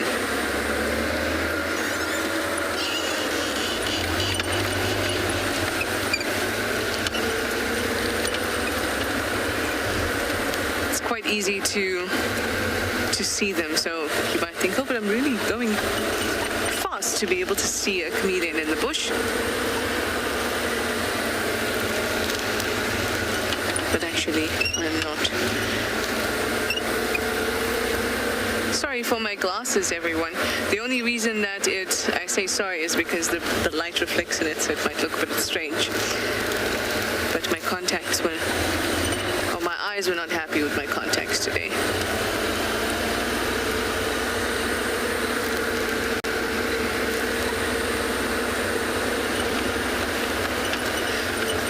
potential on Buffalo. It feels really good. There's potential on Buffalo's Hook. Like, what could I see?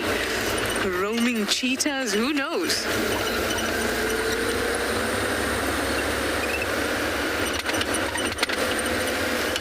Shlangula.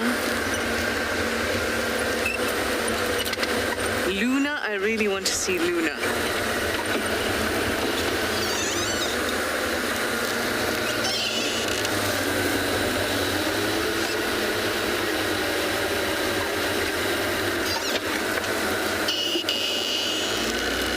It's not a great chameleon weather day, though, is it? Either way, they still have to be somewhere, generally at the bottom of a tree, where they can be closer to the ground.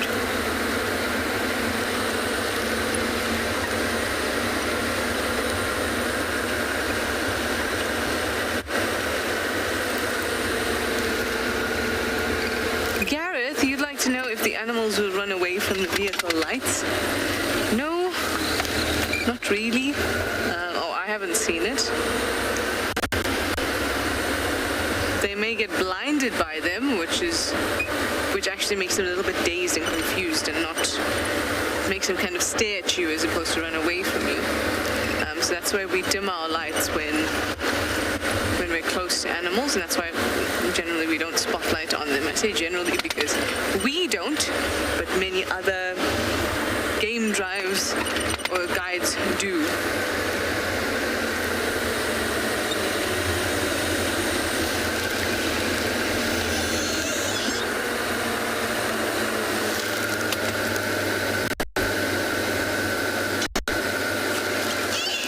Bet you thought I saw an animal. No, I was just choosing which road I want to take and hoping that will lead me back onto Djuma.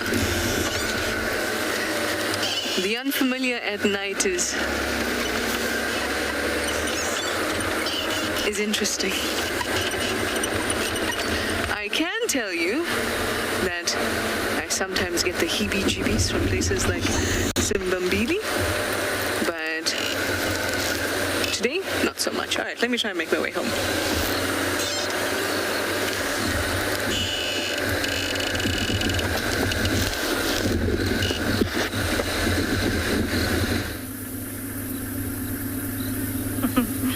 Welcome back to our nocturnal animal search and beyond Ngala.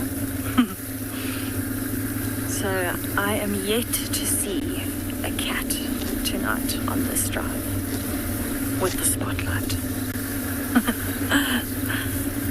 I'm really hoping for one.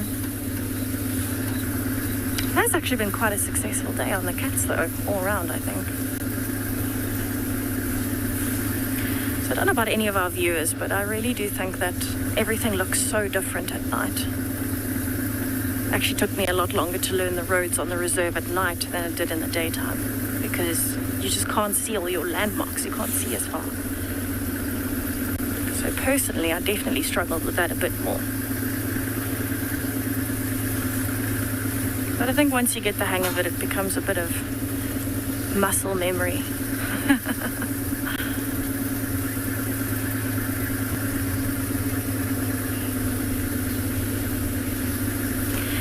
Daniel, you can see pretty far with the torches. With these particular spotlights, you could actually almost see across the riverbed. It might not be that bright on the other side, and that distance is probably at least, in some areas, 70, 75 meters. But I think it would depend on the torch that you're using. If we're looking at this particular spotlight, it looks like it's only very close, but that's because it's quite thick here. So it actually can't go any further. It's not penetrating through the thick layer of bush around the car. But if you go to an open area like the riverbed, then you can actually see quite far. And especially if, you know, you don't necessarily need to see the whole outline with the spotlight. If you can see the eyes reflecting, you can go even further, because the eyes are so good at reflecting light. So then, once you found something, even if it's far away, you can just switch over to the infrared light and get closer, and you can see it perfectly fine.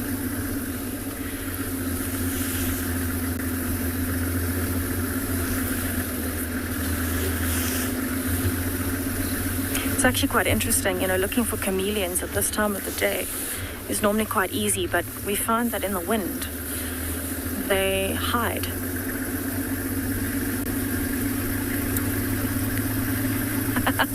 Leanne, I hope I find a last-minute leopard or cat sighting as well.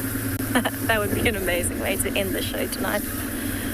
Although I do feel like even these quieter moments, they really do make you appreciate just what's around you.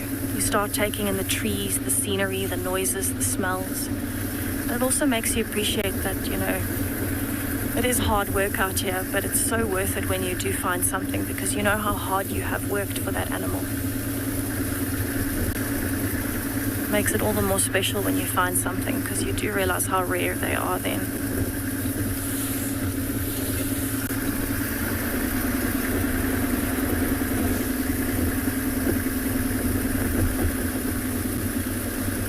I quite like this area that we're in.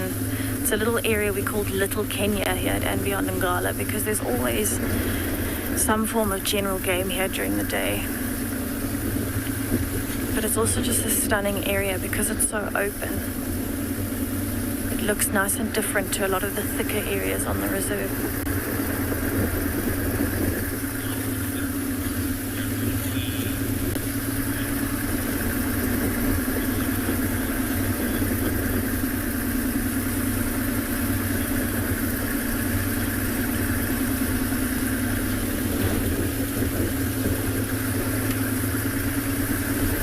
Actually might even be difficult on a night like tonight with this wind to find owls, because when it is so windy, chameleons and owls and reptiles tend to hide a bit more.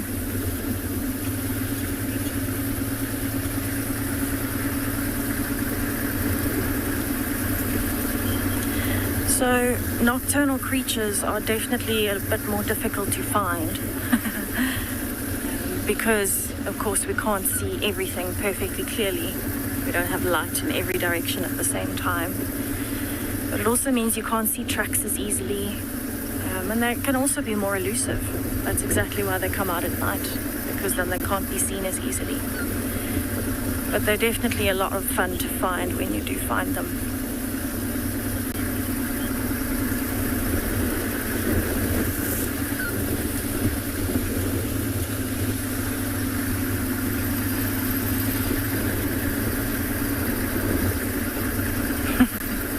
I can actually highly recommend, if anyone has trouble multitasking, you should definitely try and become a guide. You learn to talk, drive, use a spotlight and not look at the road all at the same time. Something that took me a while to practice in the beginning. My first 6 months of guiding, I'm sure, were a little less smooth than they are now, which I think is normal for anyone getting used to a new field.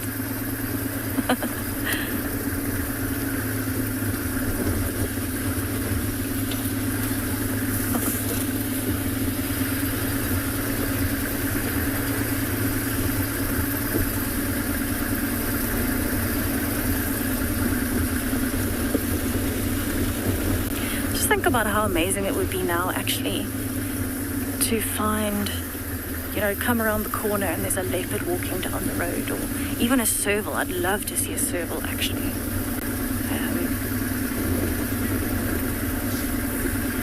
I've only seen, I think, 2 on Ngala, and both, strangely enough, during the day. I'd love to see one at night. I think it's one of my favorite cats because it's so elusive. Hardly anyone actually gets to see them, especially in the low veld where we are here at andBeyond in Ngala.